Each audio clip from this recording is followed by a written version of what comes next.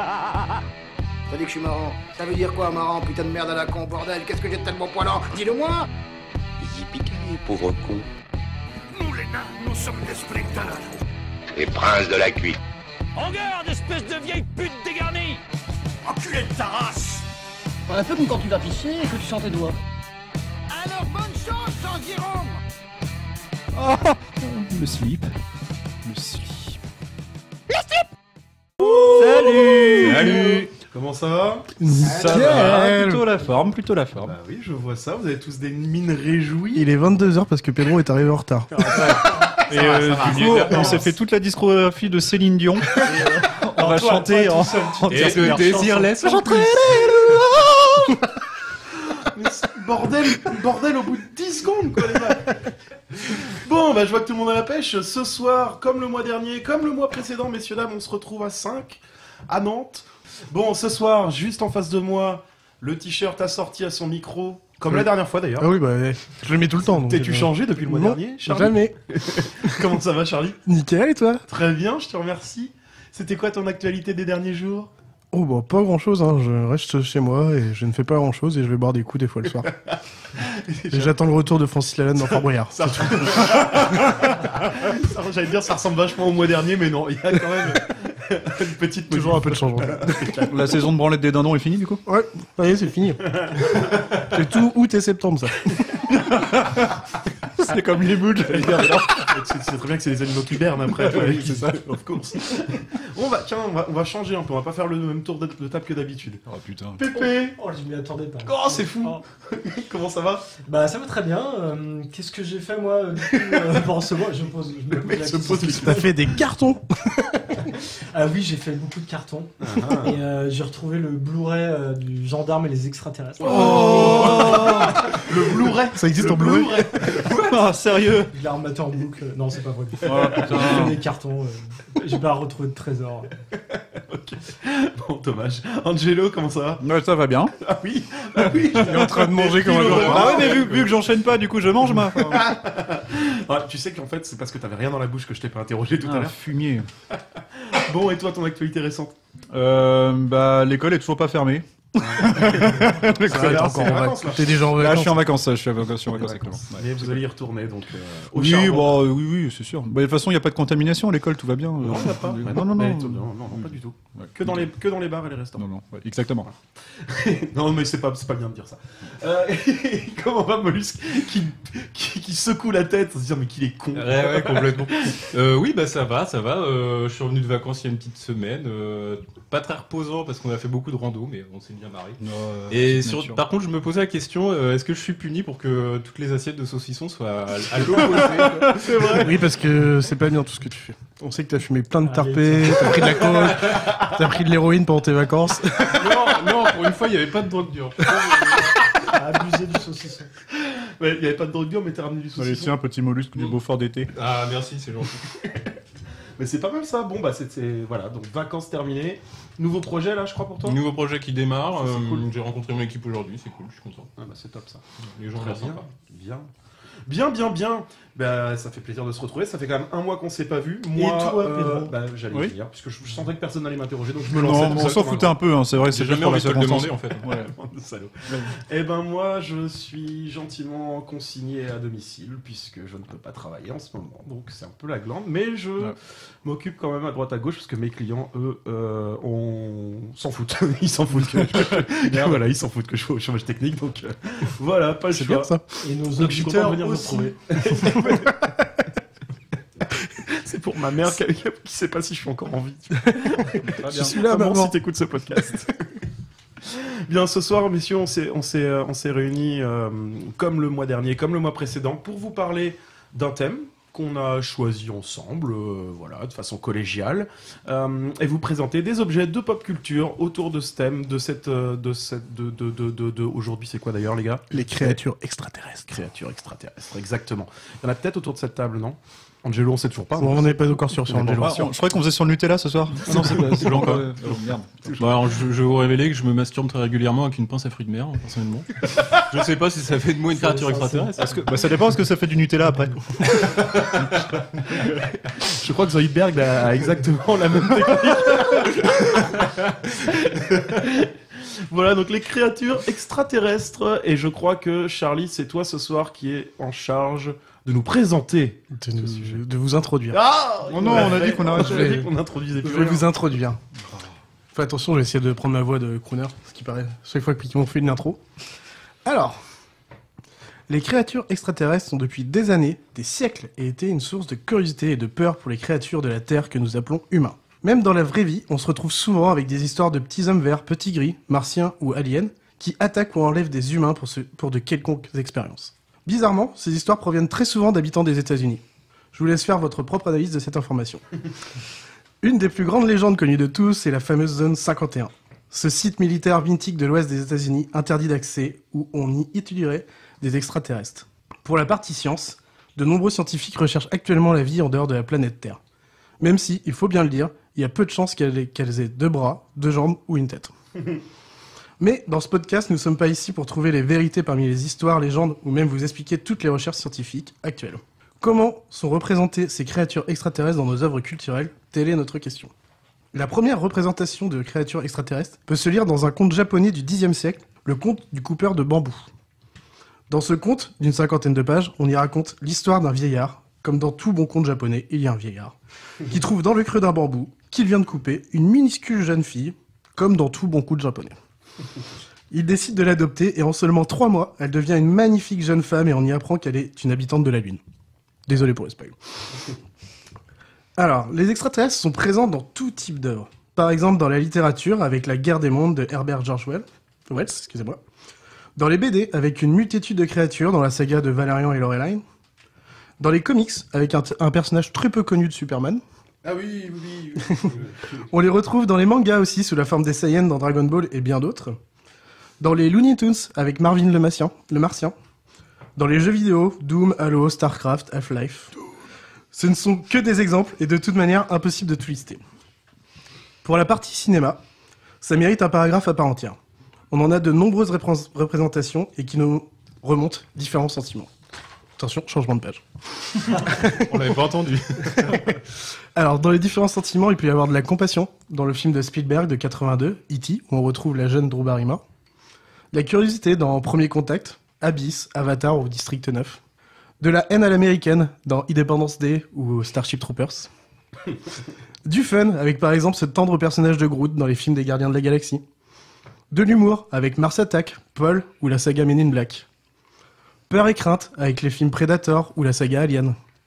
Un florilège de créatures dans la saga Star Wars, et aussi, pour la partie série télévisée, Doctor Who. Toute cette liste pour montrer que les créateurs, écrivains, réalisateurs, scénaristes, etc. ont envie de créer des histoires sur ces créatures sous différents angles, et clairement, moi je suis méga fan. Elle nous permet aussi de voir que les créatures extraterrestres sont omniprésentes dans nos vies culturelles, même si on ne peut pas en avoir l'impression. Pour finir mon blabla, on comprend bien que le sujet intéresse de nombreuses personnes et est très vaste. Profitez de ce podcast. Malheureusement, nous ne pourrons pas parler de toutes ces créatures extraterrestres et nous nous en excusons par avance. Et avant d'attaquer un bon petit quiz de qualité, petite question ouverte. Autopromo. Petite question ouverte pour vous les gens. Quelle est votre Madeleine de Proust parmi les œuvres culturelles où l'on retrouve une créature extraterrestre? J'ai envie de vous demander à Pedro, qui arrive le dernier. C'est super sympa d'avoir pensé à moi en premier, étant donné que je me souviens plus du tout de quoi j'ai choisi. Si tu veux, je peux parler pour moi déjà. Alors, moi, franchement, j'hésitais entre E.T., Abyss et Alien en gros. Mais en fait, E.T. et Abyss, je les ai pas revus tant que ça, alors qu'Alien, je peux les remater et les remater sans problème, et encore plus particulièrement que ce soit le premier ou le quatrième. Donc, pour moi, c'était les 2 films Madeleine de Proust, clairement. Moi, ça va être Alien aussi, parce que c'est le premier film d'horreur que j'ai vu quand j'étais gamin, malgré moi, et ma mère me prenait comme doudou, donc je suis traumatisé depuis. Mais, Alien, ça m'a fait peur, et c'est le truc qui reste, et E.T. m'a fait encore plus peur que Alien. Enfin, moi, je le trouve moche, et j'ai jamais du tout accroché à E.T. Ouais. Je crois que je l'ai pas vu en entier. Non, mais si, je l'aime. En fait, comme c'est arrivé sur le tard, je cherchais dans mon enfance, mais j'ai pas grand chose, je regardais pas trop ce genre de film gamin. Donc finalement, c'est plus à l'adolescence avec American Dad Bah ouais, très bien. Bah oui, l'alien. le personnage de Roger, quoi. Enfin, je pense que c'est Carrément. c'est ma représentation favorite, en tout cas, de l'extraterrestre. PPP, du coup. Et ben moi, ce serait Jacques Villeray dans La soupe aux choux. Oh. Non, c'est pas vrai. Oh, ça aurait pu, hein. En vrai, moi, ce serait, pour le coup, moi, ce serait plutôt E.T. L'extraterrestre ou Alf. Je sais pas si vous savez. oui. Ah, là, c'est la Madeleine de Proust pour le coup. Il est celui qui voulait manger des chats. Ah, mais oui. Ah, la vache. Je m'appelle Alf, je vais manger des chats. Oh, mais il est là, il est avec nous. Quelle belle idée. Je vais manger des chats. Oh, on l'avait pas remarqué ce fumier. Non, ouais, c'est bien vu ça. Oh, c'était bon. On voit qu'on n'est pas des mêmes années quand même. Et, je les ai cherchés l'autre jour, on les trouve en streaming. C'est une vraie galère, mais on peut les trouver. Je suis La pas sûr qualité, qu'on ait envie de l'avoir. la qualité est Je suis atroce. pas sûr que ce soit génial comme ça. Tu les as pas en Blu-ray du coup. Ah, arrête, c'était trop drôle. Et Mollusque, du coup, toi? Bah, sans surprise, pour moi, ça va être Lovecraft. Toute la mythologie qu'il a construite autour de Cthulhu et des grands anciens. Moi, je trouve ça fascinant. Et par contre, quand il a parlé d'Alf, ça m'a rappelé que dans la série les Ratracis les Gosses, à un moment, il y a un alien. Il a la particularité de manger avec le cul. Dans la série. Hein. Et du coup, il s'assoit sur le poulet familial et quand il se relève, il reste plus que la carcasse. Donc, du coup, c'est ma deuxième Madeleine de Proust. On a bien grandi avec des bonnes références. La série J'ai rétréci les gosses, c'est dur à sortir. Bon, mais on a fait le tour, je crois. C'est pas mal. Madeleine de Proust. Donc, Charlie, tu veux nous poser quelques petites questions? Bah oui, Tester on un va peu. faire un petit quiz. Allez, c'est parti. Moi, je pense que la question, elle est vite répondue. C'est votre ultime bafouille? Alors, du coup, pour ce quiz, on va faire 2 équipes.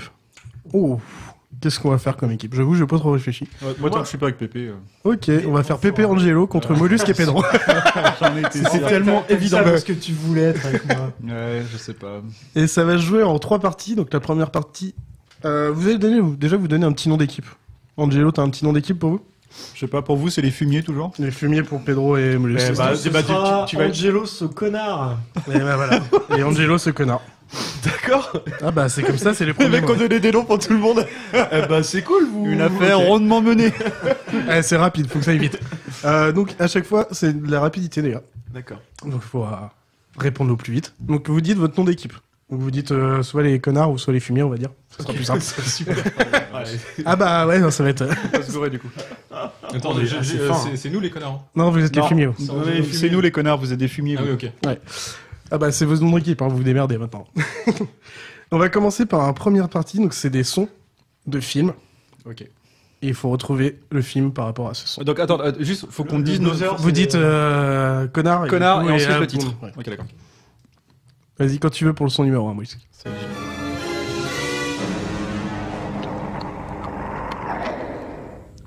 T'as pas une gueule. Terminator. Bonheur. Je sais plus d'où c'est ça. Predator. Allez, Mollusque, c'est ça. Il faut dire fumier avant quand même. Fumier, Predator. Il a pas dit fumier. Et un point pour les fumiers. Une gueule de porte. C'était Predator avec Schwarzy. Bien joué. D'accord. Deuxième son. Anglo-mèche cool, Robarca, des bruits, jaune nageage, qui blanc blanc. Fumier. Star Wars. Non. Ah merde. Putain, je vois pas. Ah, vous l'avez pas, vous l'avez pas. Ah, je pensais à Star Wars. Alors je vais vous donner un petit mot. J'ai envie de vous dire étoile et randonnée.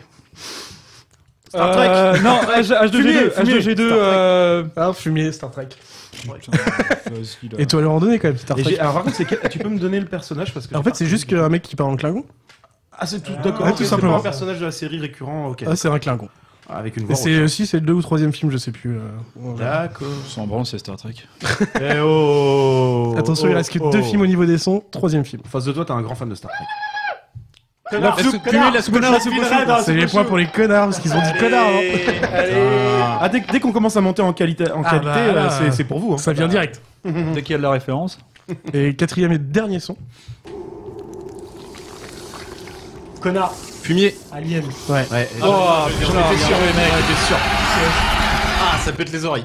Ah ouais, puis après ça monte encore plus C'est quoi, normalement. c'est l'ouverture d'un œuf Non, en fait, j'ai chopé le son, un soundtrack de 4 minutes et demie, 5 minutes de ça, et j'ai pris juste une partie. Deuxième partie, les gars, ça va être, je vais vous dire, il y a un synopsis Vous pouvez m'arrêter à n'importe quel moment. Sauf que par équipe, il n'y a qu'une seule réponse possible. Oula. Donc, ok. Il y en aura 4 ? Oui, 4. Attention. Dans ce deuxième volet de ce personnage, il apprend via des visions qu'il est le dernier représentant des Furiens. En allant voir son ancien ami Imam, un élémentaire de l'air lui apprend qu'il est la clé d'une prophétie permettant de sauver l'univers. Suite à l'invasion de la planète où il se trouve par les nécromangers et quelques péripéties, il anéantira les nécromangers et stoppera leur conquête de l'espace. Et c'est énorme les yeux vides que je vois. Que dalle, quoi. Rien du tout, quoi. Vous avez J'en ai vaguement rien du un, tout. mais ça doit pas être ça. Si on fait une proposition, on est C'est avec grillé, le personnage principal, c'est un mec chauve super costaud. Oh, je l'ai. Monsieur Propre Oh, je vous dis l'acteur, donc Vin Diesel. Ah oui. oui. Oh, connard, les chroniques de Riddick. Les chroniques de Riddick. Oui. Je suis dégoûté. Je voyais la jaquette bleue et Ouais, noire. ouais. Les lunettes. Fais un effort, Pedro. Il a rien fait depuis tout à l'heure. Bon, Tu l'as vu ou quoi, Mamo? Non. Regarde-le et t'auras envie de l'oublier très vite. Je pensais que c'était bien, mais non. Non. Ah bon, d'accord. Non, Bah très bien, comme ça je regarderai pas du coup. Par contre, ça reste dans les meilleurs Vin Diesel. Mais c'est Vin Oh Diesel. merde, sans Dion quoi. alors deuxième. Une énorme sphère atterrit sur Terre et en sort une chrysalide.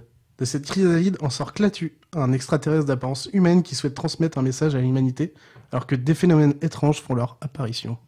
De quoi il parle? Où est-ce que t'es allé chercher? C'est que des films, il n'y a pas de série. Mais c'est super connu. C'est un film. Ouais, avec Keanu Reeves. Avec Kinu. Si je ne Un m'abuse, film oui, avec quand même. Kinu. Vous l'avez pas du tout? Attends. Bah alors Un film d'extraterrestre avec Keanu Reeves. Zéro, attends, j'ai le rien. jour où la Terre s'arrêta. Ah ouais, bah non, mais je moi l'avais j'ai pas voulu voir ça. Je ne savais même pas le C'est un pitch. extraterrestre. Non. Ouais, Non, je moi connais. je connais que la parodie du Golden Moustache, elle me va très bien. Bah, elle est très drôle. Troisième film, ah bah du coup. Alors, un extraterrestre pressenti pour récupérer le trône de son père. Suite à une attaque sur leur royaume, le fils du roi décide de contre-attaquer, déclarant une guerre aux assaillants sans l'accord du roi. Son père, énervé, décide de l'envoyer sur Terre avec son arme de guerre. Superman. Oui. Non. Merde. Avec son arme de guerre et il ne pourra s'en servir que s'il en est digne.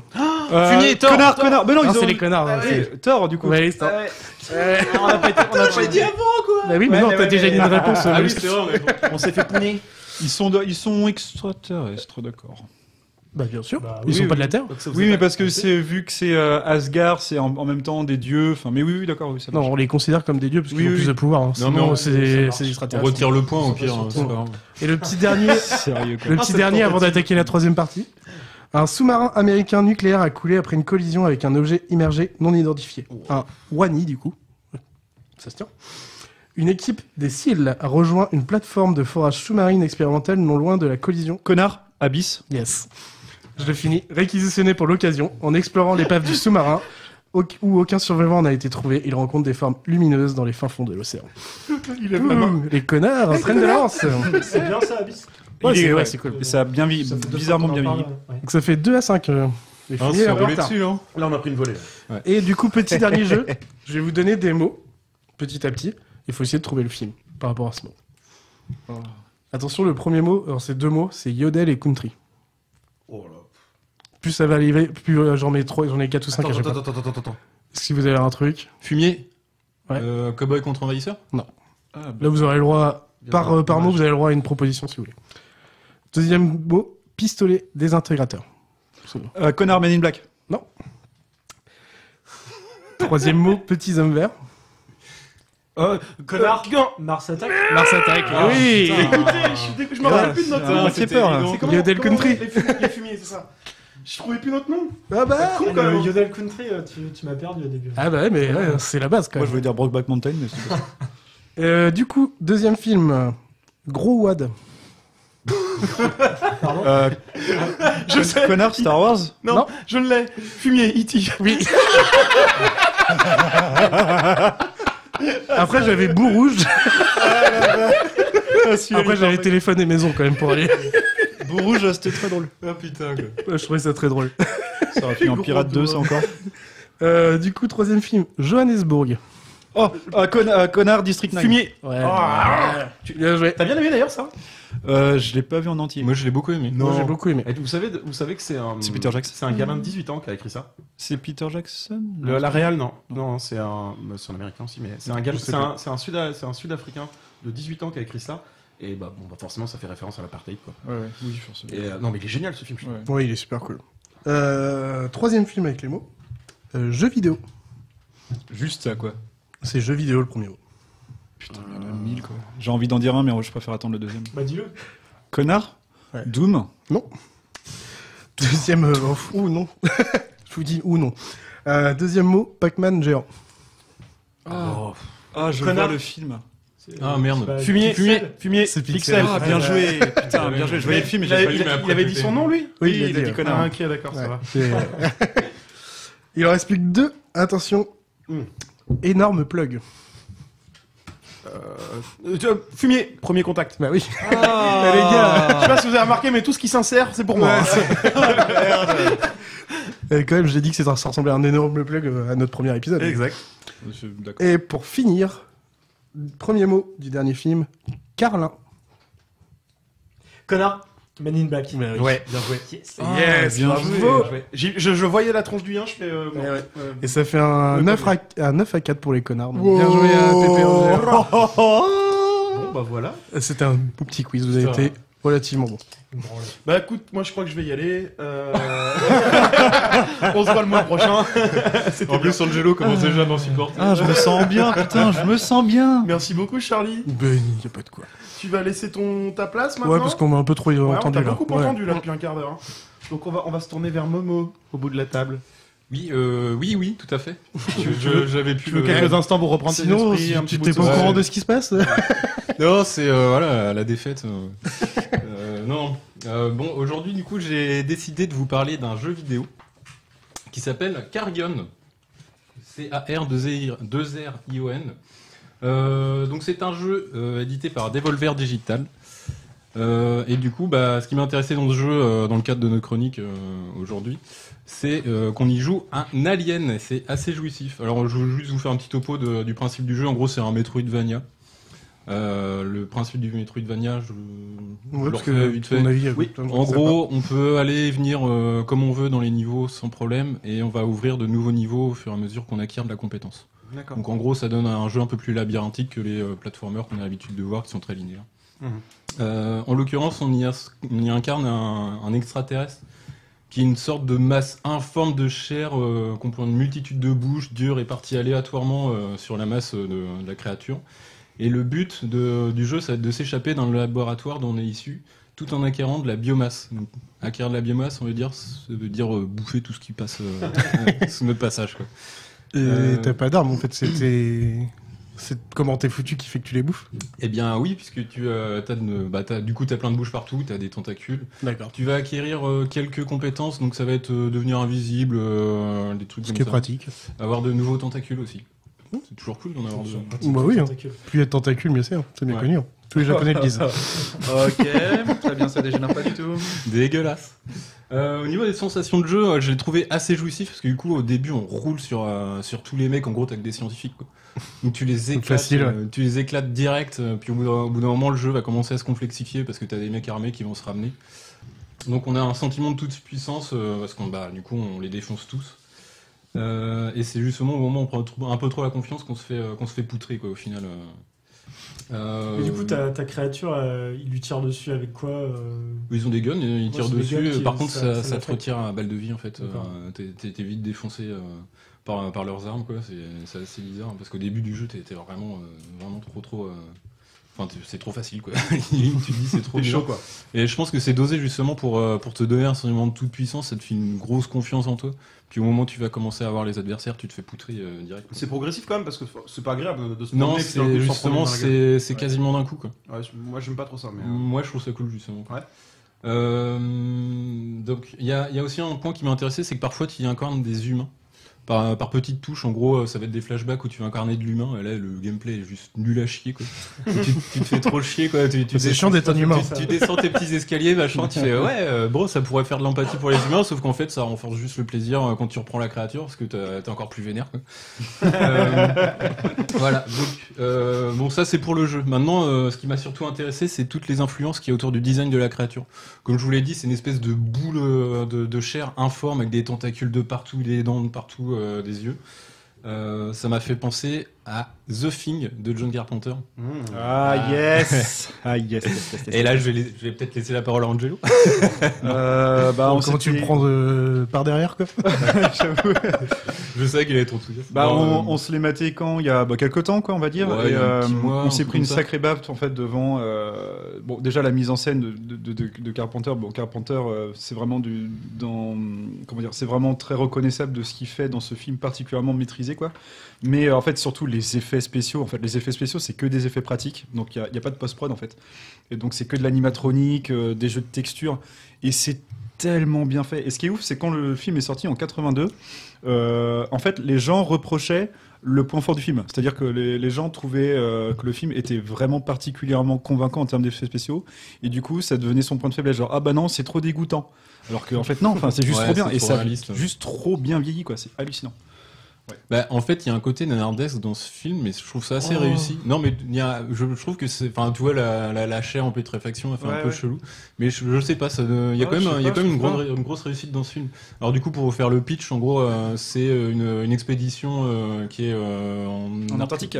Et du coup, bah, ils vont être confrontés à une créature qu'ils n'avaient jamais vue avant. La créature peut prendre la forme d'un humain. Et peut prendre n'importe quelle forme de vie, en fait. N'importe quelle forme de vie, quoi. Et donc la paranoïa s'installe. Quand la créature part en couille, en gros, elle va se déployer, toute sa masse va se déployer, puis il y a pareil, bah, exactement comme je vous expliquais, des tentacules de partout, des bouches dégueulasses de partout. Mais je comprends quand tu dis un petit côté nanardesque, mais en vrai, ce film, il est trop bien. Ah ouais, franchement, il fait pas nanardesque, il a vraiment bien vieilli, c'est ouf. Ouais, bon, il s'est fait traiter de nanar, ça sortit bien un peu. Ouais, mais c'était quasiment comme tout ce qu'a fait John Carpenter dans sa carrière. Ouais, peut-être, je sais pas trop. Il a un vrai public et ça devient culte toujours des années après, mais au moment des sorties, quasiment à chaque fois, il se fait des boîtes. Ouais. Il se faisait des boîtes. Mais non, mais la créature, quand elle prend pas une forme humaine, elle ressemble on sait pas, à une espèce de... Oui, un amalgame, ouais. Ça bouge en permanence. C'est un truc dégueulasse. Il y a rien de fixe, en fait, ça bouge en permanence, ça peut t'as l'impression que la masse est tout le temps en train de varier. C'est vraiment le nom, justement, tu peux pas lui donner une chose, enfin un nom, c'est pour ça c'est la chose, quoi. Tu peux pas lui donner un nom. Juste un truc dégueulasse qu'ils ont trouvé dans un vaisseau, quoi. Une autre des influences que j'ai trouvé, parce que du coup, il y a un moment donné dans le jeu, on a une petite annotation qui cite ça. Dépouille calcifiée d'une entité cyclopéenne d'origine inconnue. Et ce truc-là m'a un peu fait tilt, parce que cyclopéen, c'est un truc qui est très utilisé dans la littérature de Lovecraft. D'accord. Et en fait, dans les montagnes hallucinées, il y a des créatures qui ressemblent énormément à la créature de The Thing et du jeu, qui s'appellent les Shoggoths, qui sont créés en fait par les grands anciens. Les grands anciens, c'est les extraterrestres. Hein. Ils créent les créatures quand ils arrivent sur Terre pour en faire leurs esclaves, et puis il va y avoir des révoltes finalement. D'accord. Ouais. Et du coup, je fais mon parallèle tout de suite. Hier soir, j'ai vu La couleur tombée du ciel, en fait, qui est un exclusif Amazon Prime. Il est sorti en 2000. L'année dernière. L'année dernière, peut-être, ou cette année, je sais plus. 2010 et l'année dernière, c'est pas le même moment. Oui, non, c'est pas. Non, mais il est sorti l'année dernière, je crois. Max, sinon cette année. Il a pas l'air foufou. Bah, il y a des trucs à laisser, des trucs à prendre. Et en fait, donc oui, c'est du Lovecraft. Et oui, en fait, tu retrouves du Carpenter sur certains. Alors, certains effets spéciaux sont des effets spéciaux post-prod moches à l'ordinateur, un peu dégueulasses. Par contre, t'as des effets pratiques et ça fait vraiment penser à Carpenter, des chairs putréfiées qui fusionnent. Une mère et son fils dans le dos, et puis un côté alpaga, un chien.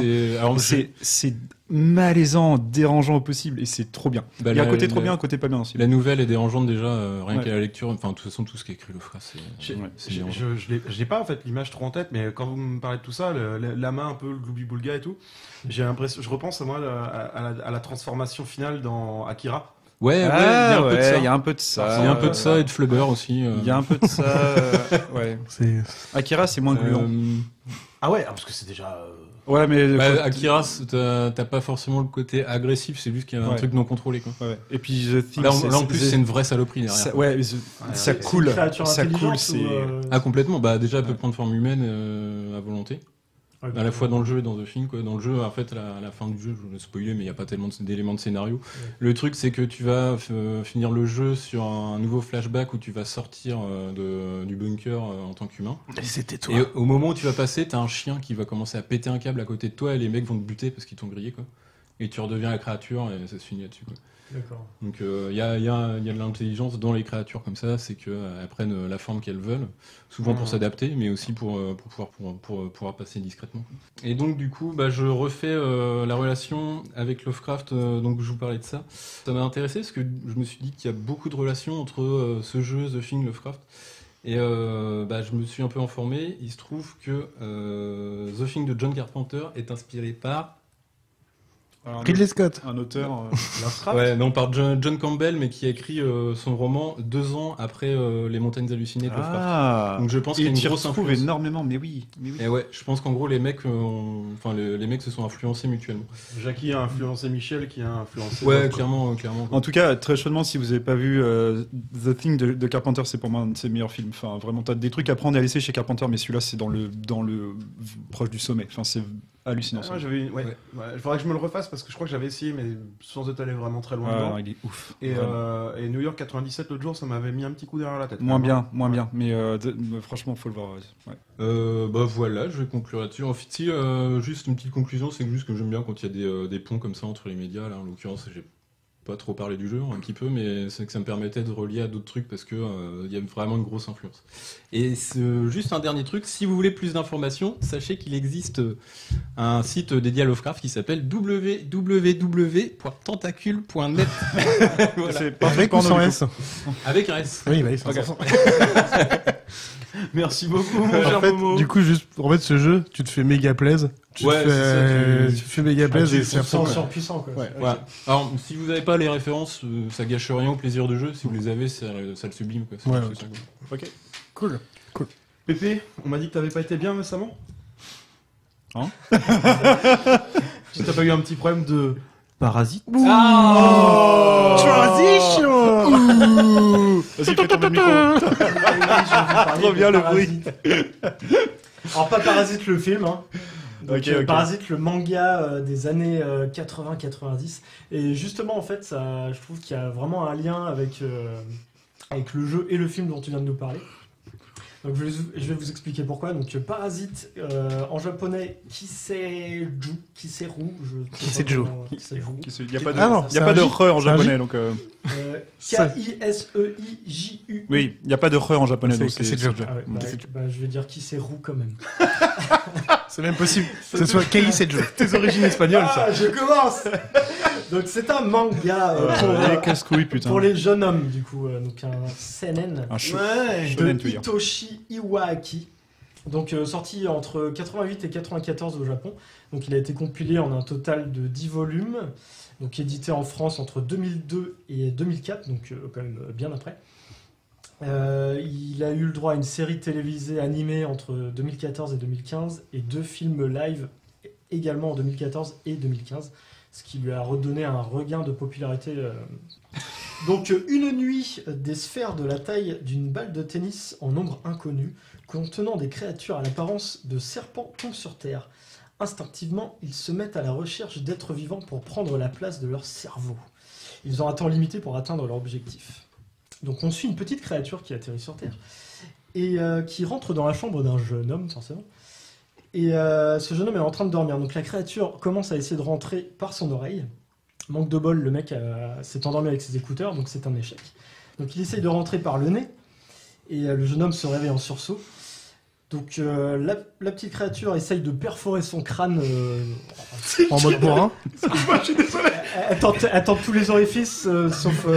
Angelo qui retient une vanne de plus. Vas-y, balance ta vanne. Je sais pas, il rentre par le nez, c'est Pépé qui dit ça fait rire. Ah bah il sera rentré tous les épisodes. Moi j'en ai eu plusieurs dans le nez. Là il y en a qu'une. Il aurait toute la colonie, Pépé, quoi. On avait réussi à pas faire une seule vanne ni sur son âge ni sur son nez. Là c'était trop tentant, Il n'y a merde. jamais eu de vanne sur mon âge. Si. Ah si. Ah bon? Okay. Bon, je vous conseille de réécouter les épisodes précédents. Trop bien placé. Si, mais justement c'est ton âge qui te les a fait oublier. Excuse-nous, on t'a coupé.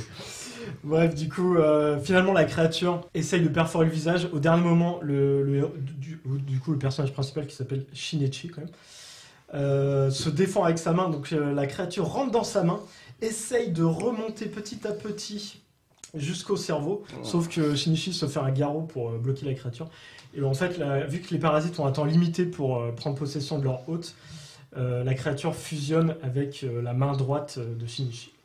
Parce que j'en suis sûr, il a 13 ans, 14 ans. Je trouve... on connaît pas son âge, mais il est au lycée. Je trouve très impressionnant les adolescents japonais dans les mangas. Ils sont toujours très très forts. Le mec, il sait se faire un garrot en 2 secondes. Il se fait un garrot avec ses écouteurs. Ouais, facile. Non, comme ça, il a la musique en plus. C'est l'habitude de se faire des fixes. Hein. Donc il se retrouve avec un parasite dans le bras. Il avait été prend possession de son bras. Et pendant ce temps-là, donc il y a plein d'autres parasites sur Terre qui prennent possession de cerveau, il est japonais. d'humains et d'autres créatures. Pendant ce temps-là, Shinichi est obligé de faire...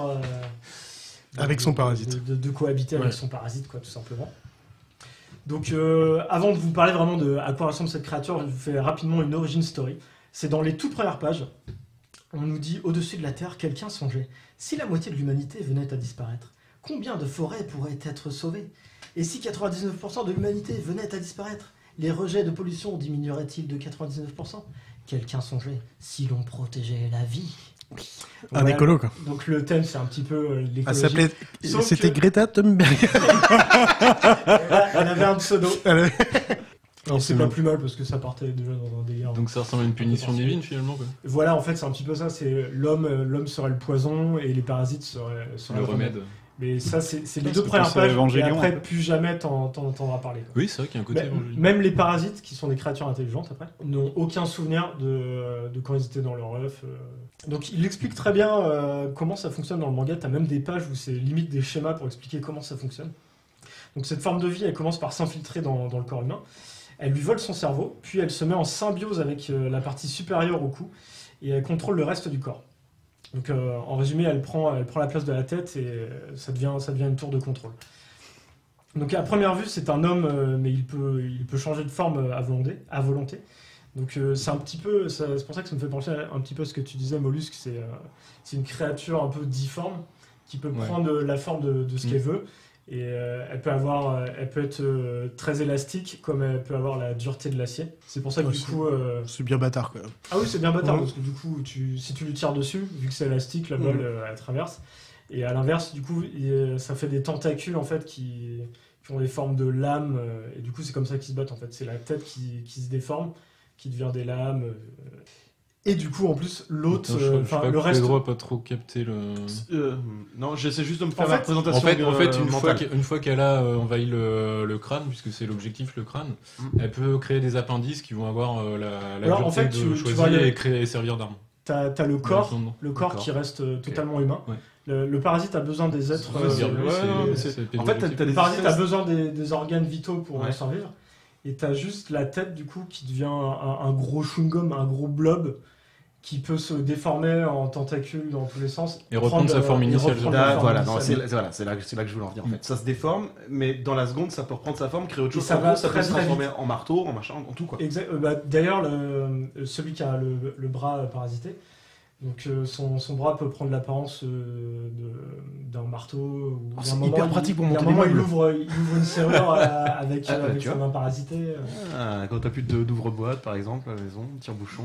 Et alors du coup, dans les œuvres plus récentes, moi, ça me faisait penser dans Resident Evil 4 à Las Plagas. Je sais pas si vous avez joué à Resident Evil 4. Non, je l'ai pas fait. Donc du coup, c'est des parasites qu'ils ont dans la tête et en fait, ça part en tentacules aussi dans tous les sens. T'as aussi les nécroformes dans Dead Space, qui ont ce côté un petit peu lame qui partent dans tous les sens. C'est moins élastique, mais ça ce côté un petit peu difforme, un peu dégoûtant. Je pensais aussi au T-1000 dans Terminator 2. J'allais te le dire, le T-1000 c'est un peu... en fait, je pense que c'est peut-être inspiré de ça. En tout cas, ça m'y a fait penser. Du coup, c'est ce côté forme malléable. Qu'est-ce que c'est bien ça aussi, Terminator. Je les ai revus les 2 premiers il y a 15 jours. Qu'est-ce que c'est bien. Bref, pardon. Donc du coup, voilà, une créature qui a pu s'inspirer de The Thing, mais qui a aussi eu son idée un petit peu plus originale, mais je pense qu'il a beaucoup aussi inspiré derrière d'autres œuvres. Donc en plus de pouvoir se déformer, prendre la forme qu'elle veut, elle a une intelligence relativement proche de l'humain, mais une capacité d'apprentissage bien supérieure. Donc le parasite qui est dans le bras de Shinichi, donc qui se fait appeler Migi d'ailleurs, c'est Shinichi qui lui trouve un nom parce que la créature en fait elle trouve aucun intérêt à donner des prénoms en fait. Et du coup elle apprend le japonais en une journée. Au début elle a l'air complètement débile, mais finalement trop la classe. Et puis petit à petit, en fait, elle passe son temps à lire les bouquins. Donc sa main est autonome. Sa main est autonome. Arrête de rêver, Mollusque. C'est à quoi tu penses, espèce de gros dégoûtant. Ah, ses yeux lubriques. C'est clair. Le créateur du manga y a pensé. Ah ouais. Et il y a une scène où justement Miggy, en fait, Miggy se pose plein de questions. Il a soif de savoir. Et d'un moment, il y a Shinichi qui est en train de pisser tranquillement aux toilettes. Il n'y a pas de ça dont il a soif. Et Miggy reprend sa forme un petit peu chelou. Et il commence à lui tripoter le sgeg en lui disant vas-y, bande. Parce qu'il a envie de voir comment ça se passe. Ok. Et d'autres situations où il y a Miggy aussi qui se transforme en pénis en plein restaurant pour voir comment réagir les gens. Donc ça, c'est vraiment au tout début du manga où tu as des scènes un peu humoristiques. C'est toujours le classique de faire un petit peu d'humoristique pour montrer un peu ce qui est possible. D'ailleurs, ce pénis, ils l'ont pas adapté dans la version animée. C'est étonnant. C'est bizarre. Ça a l'air assez fidèle, mais c'est dommage, ça faisait un trait d'humour. Ça me fait penser Edouard aux mains d'argent là dans la. Ouais, non, je sais où tu Vous l'avez là, vous l'avez. Merde, c'est quoi déjà? Alors, recherche ultra-sexe. Ah putain. Une espèce d'énorme. Bah voilà, je vais faire des cauchemars cette nuit. Mais il n'y a pas d'extraterrestres, alors on en parle. Ah si, il y a des extraterrestres. On pourrait en parler. C'est le principe du truc, quoi, c'est qu'il y a des aliens. Ah, mais je me le garde pour un sujet un peu plus cochon. Ouais. On fera un sujet. Sur le sujet porno. Donc du coup, les capacités... voilà, on s'arrête là pour le porno dans le manga, on n'ira pas plus loin que ça. Bon, je me casse.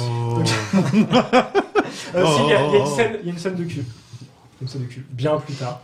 Bon, merde, on est là pour parler des aliens. Et sauf que le parasite n'intervient pas dans la scène. Donc les parasites, ils ont des capacités aussi. Ils émettent un signal en fait. Donc du coup, ça fait que Shinichi, en fait, son parasite lui dit quand il y a un autre parasite qui s'approche. Parce que faut le dire, ils sont quand même très hostiles. Donc déjà, ils sont tous cannibales. Donc ça devient. C'est chiant. Du coup, c'est un nouveau prédateur pour l'homme qui débarque sur Terre en fait. Et du coup, Shinichi, lui, c'est un homme, donc il est une proie, et en même temps, il a un parasite avec lui.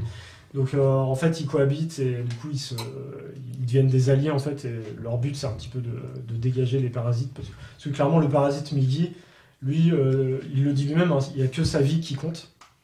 Et s'il peut exterminer tous les autres membres de son espèce, tous les parasites, il le fera sans problème si ça permet de rester en vie. Parce que les autres le prennent pour un loser, ça. Et voilà, j'avais pas décidé d'aller plus loin. Tant mieux. Tant mieux.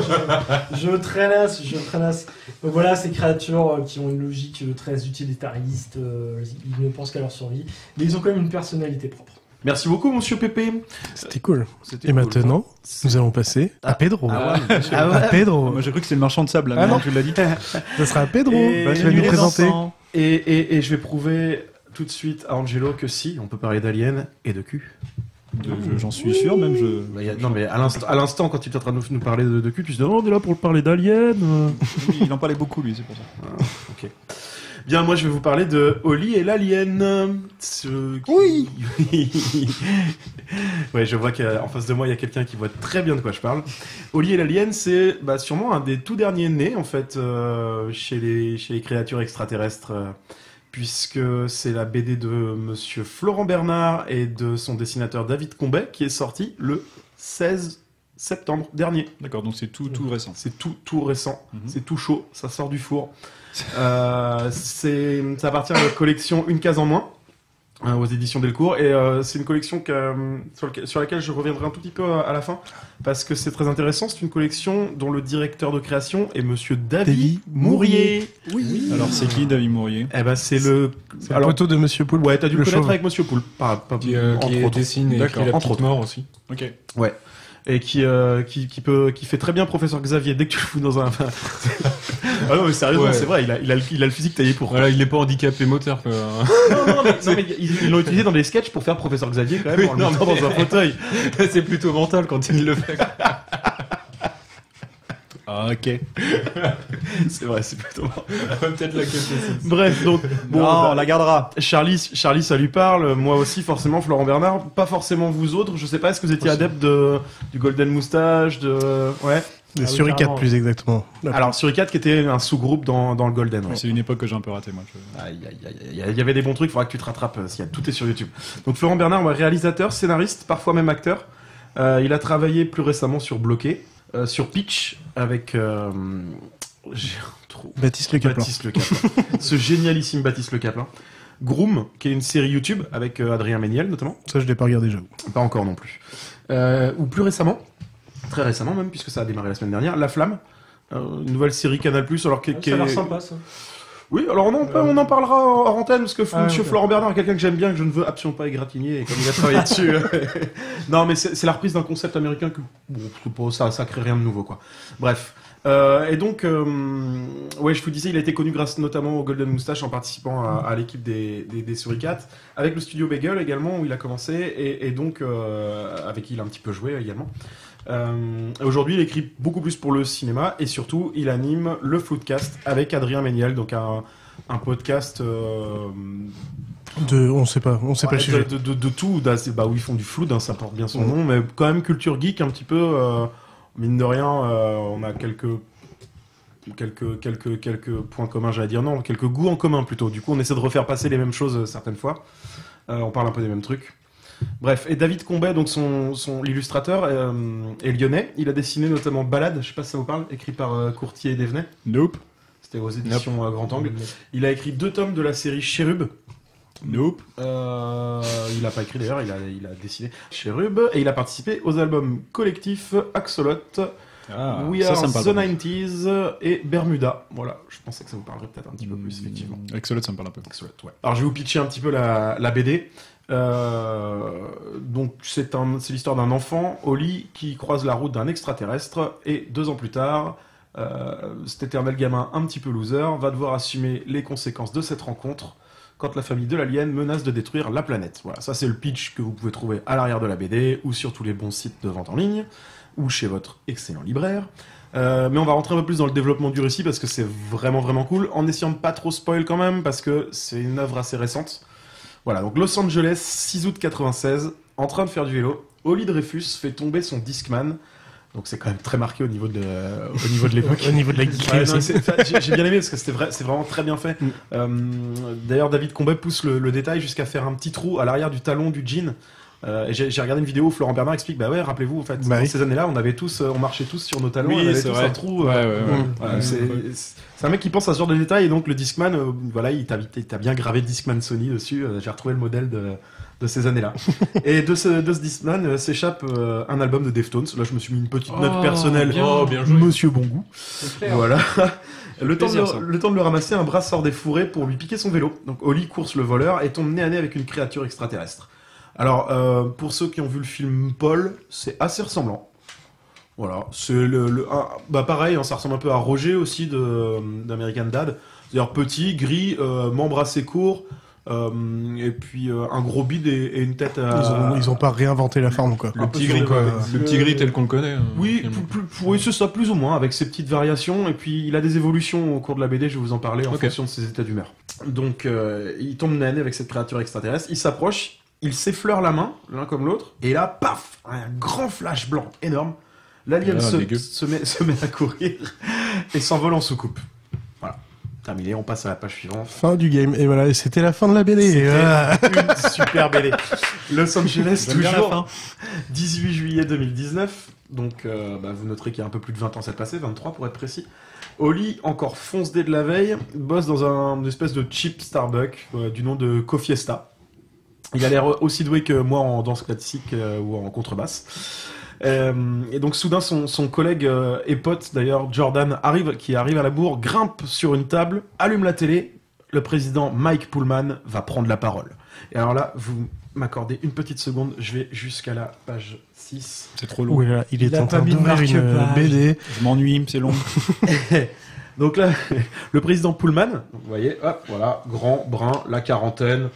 Bon, il ressemble à un président Pullman. Clairement, si vous imaginez Pullman, il est comme ça. Et voilà, exactement. C'est bizarrement vrai. Exactement. Donc, il prend la parole. Ce matin, à 8h02, l'état-major m'a informé d'une nouvelle extrêmement importante. Mes chers Américains, oui, les extraterrestres existent. Cette journée est historique. Déjà parce que ça va bien faire fermer leur gueule aux médias qui disaient que gna gna gna, mauvais président, gna gna gna. Mais aussi parce que, à l'heure où je vous parle, un vaisseau alien est en train d'atterrir sur le sol du Nevada. Depuis maintenant 1 an, nous discutons secrètement avec eux pour organiser une rencontre ce 18 juillet 2019. Pourquoi c'est toujours le Nevada ça? Ils viennent en paix. J'en profite pour adresser au reste du monde un désolé, mais pas désolé. C'est nous que les aliens, on choisit. Soyez pas trop deg. Et évidemment, il fait un gros fuck à l'antenne.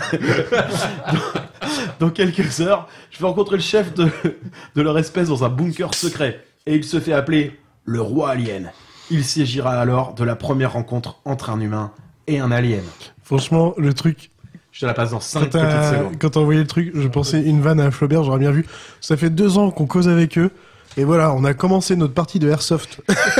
C'est parti, les gars. Ça aurait été très pareil. Ça aurait pu. Tu vas voir quand tu l'auras acheté d'ici très peu de temps, je pense, et lu qu'il y a beaucoup de Flaubert dedans, hein, forcément. C'est lui qui l'a écrite. Donc, voilà. Donc, visiblement, monsieur Mike Pullman, qui vous l'aurez constaté reprend des traits communs avec des présidents américains actuels ou passés récents, n'est pas visiblement pas au courant qu'il y a déjà eu une rencontre. Et là, le roi alien va lui dire bah non mec, en fait non, il y a déjà eu une rencontre et nous on débarque. Si on débarque aujourd'hui là, c'est pour rencontrer Holly Valérie Dreyfus. Oh. Ah, t'imagines la gueule de Holly Valérie Dreyfus dans son Cofiesta là. Qu'est-ce qui se passe quoi? Voilà, donc la rencontre a lieu, le président fait venir évidemment Holly, et on apprend pendant cette rencontre que les aliens n'ont pas de pistolet laser, important, qu'ils n'ont pas de pouvoir télépathique, et qu'ils ne mettent aucune sonde anale à qui que ce soit. Parce que, oui, c'est visiblement, c'est des questions qu'on leur pose très souvent. Non, mais vous connaissez l'anecdote? Mais bien sûr. Enfin, oui. Enfin, tu peux la dire quand même pour les gens qui connaissent pas. La disparition d'un couple américain dans les années 50 qui rentrait chez eux, et du coup, ils avaient dit qu'en fait, ils s'étaient fait capturer par des aliens qui leur avaient mis des sondes anales. Voilà. Et si vous connaissez, si vous n'avez jamais vu l'exoconférence d'Alexandre Astier, vous aurez de plus amples détails. Je vous le recommande chaudement. Voilà, vas-y. Donc bref, au sortir de cette réunion, en fait, on apprend que quand ils se sont effleurés la main dans un grand flash de lumière blanche, il s'est passé un truc entre Holly et l'alien. En fait, Holly a fécondé l'alien. Voilà. C'était vraiment dégueulasse. C'était vraiment dégueulasse. T'avais raison, le grand flash blanc. Il faut bien. Et ça fait pas trop marrer le père de l'alien, qui dit à Holly, écoute mon petit pote, franchement là tu me conviens pas du tout. Donc je te donne 15 jours, hein, tu vas aller habiter avec ma fille pendant 15 jours, là alors ma fille non d'ailleurs, on apprendra plus tard que ce sont des personnages hermaphrodites. On va vous enfermer dans une baraque là pendant 15 jours, et puis tu vas me prouver que t'es capable d'être un bon conjoint, un marionnette, et un père digne de ce nom. Voilà, alors Holly, je vous rappelle que c'est à peu près le même genre de réussite sociale que moi. Hein. On a à peu près le même âge, on fume encore des trucs bizarres, on n'est toujours pas propriétaire de notre voiture. C'est tendu pour être dans les glorioles, il va voir les flics la nuit juste pour leur demander... la partie cachée de ma vie, ça. Bref, bon, c'est beaucoup de vannes à la Flaubert. Je te le disais tout à l'heure. Il a fait revenir un truc un peu dont il parle de temps en temps dans les podcasts. Tu sais, il parle des anciens bourreaux de lycée de temps en temps. Voilà. Et là, il se trouve que en fait, il se rend compte que l'alien peut se téléporter. Donc, il se dit assez vite, on va pas rester là 15 jours à se faire chier enfermé dans cette baraque. On se téléporte. Tu m'emmènes à 2-3 endroits et tout. Alors, l'alien hésite un peu, puis finalement, allez, vas-y, si. Elle essaie de comprendre comment il fonctionne. Elle est pleine elle est pleine, je sais pas trop, d'idées toutes faites sur comment fonctionnent les humains. Parce que, en fait, on se rend assez vite compte qu'elle est déjà venue, une première fois, il y a une vingtaine d'années, où elle a rencontré Holly, mais elle est venue plusieurs fois, que la planète Terre, en fin de compte, ça l'attire, et qu'elle a besoin d'y revenir régulièrement et d'observer ce qui s'y passe, et voilà. Mais par contre, elle est hermaphrodite. Alors oui. Donc tu me feras le plaisir de dire Yel. Yel, du coup. T'as jamais entendu ce truc-là? Ouais, mais après, le père, il dit tu vas gérer ma fille, donc... il lui dit mon enfant, d'ailleurs. Ah, mon enfant. Du coup, tombe sur la planche où du coup il explique qu'il a fécondé la fille. La fille est dégueulasse, on est d'accord. Hein. Elle est immonde. Oui, mais il l'a fécondée avec son doigt, Angelo. Donc, ah, d'accord.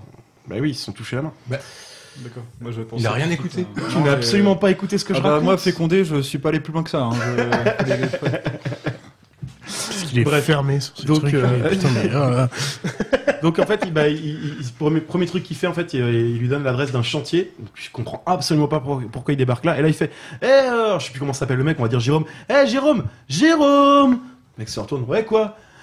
terrorisé, quoi. Il voit le mec, donc l'ancien mec de son lycée, tu vois, au lit, et à côté d'un alien, quoi. Eh ouais, mon pote, je suis avec un alien dans ta gueule. C'est que des vannes comme ça, quoi. Je serais tellement comme ça. Mais oui, mais c'est le premier truc que je fais aussi. Après, j'irais pas voir mes bullies parce que j'aurais pas spécialement eu, mais de base, juste aller voir les potes. Eh ouais, moi j'ai un alien. Et je me casserais. Ouais, bref, donc je vais pas vous faire toutes les vannes du truc. Sachez juste que voilà, donc ils ont 15 jours pour sauver la Terre, parce qu'en fait, on apprend de la bouche de l'alien que si Oli, qui a pas l'air trop chaud pour cette petite expérience, ne va pas au bout, son père va revenir sur Terre et que clairement, il va fracasser tout le monde, quoi. Donc, il a plutôt intérêt à se conformer au plan de son père. Bref. Donc il y a plein de, vraiment plein de vannes dans ce style-là. L'alien est rebaptisé Beyoncé ou Queen Bee plusieurs fois parce qu'elle est courageuse, parce que c'est trop McQueen. C'est assez amusant. Ils sont aidés donc par les collègues d'ailleurs dans leur aventure, parce que voilà, ça va partir en couille, vous vous doutez bien. Il y a des histoires de présidents qui fourrent son nez là-dedans, qui tweetent à tout va.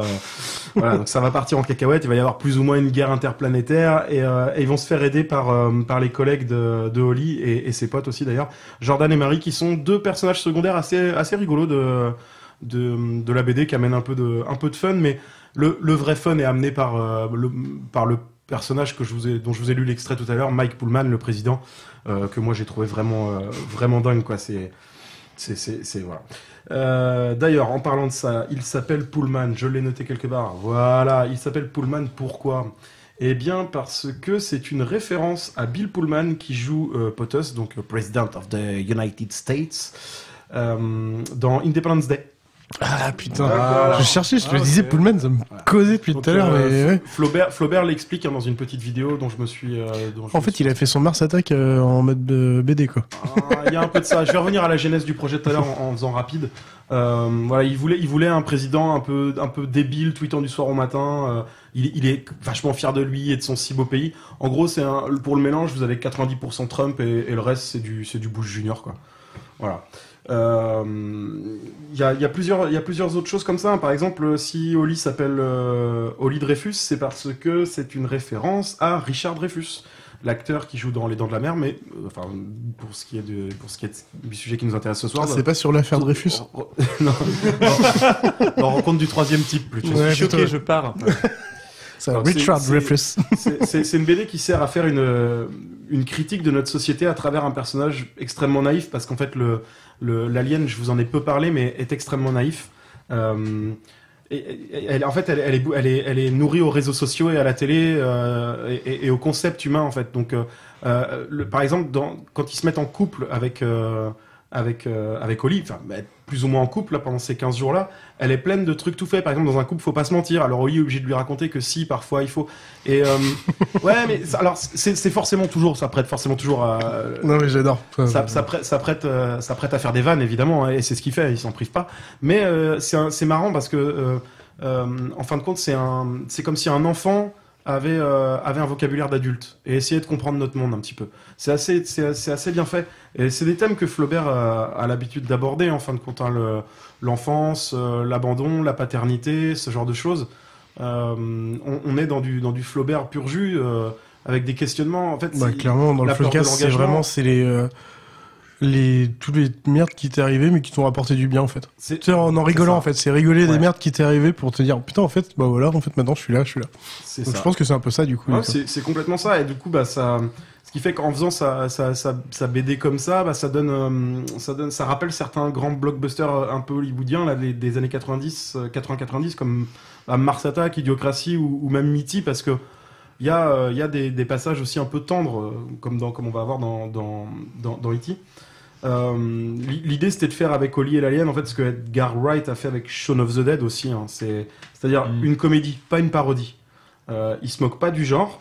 Les blagues sont quand même un peu plus relevées que juste un extraterrestre qui fait des proutes, hein, en gros. Et voilà ce que je vous disais tout de suite, là, il y a des passages de tendresse et il y a des passages même un peu violents aussi. Et c'est là d'ailleurs que j'en viens à la transformation physique de la bête, de l'alien. Quand il se vénère, il a une espèce de crête de dents qui sort. Et c'est lui qui est un personnage tout en rondeur, en fait, devient un personnage très anguleux, très tranchant. Il a les doigts qui deviennent crochus et tranchants.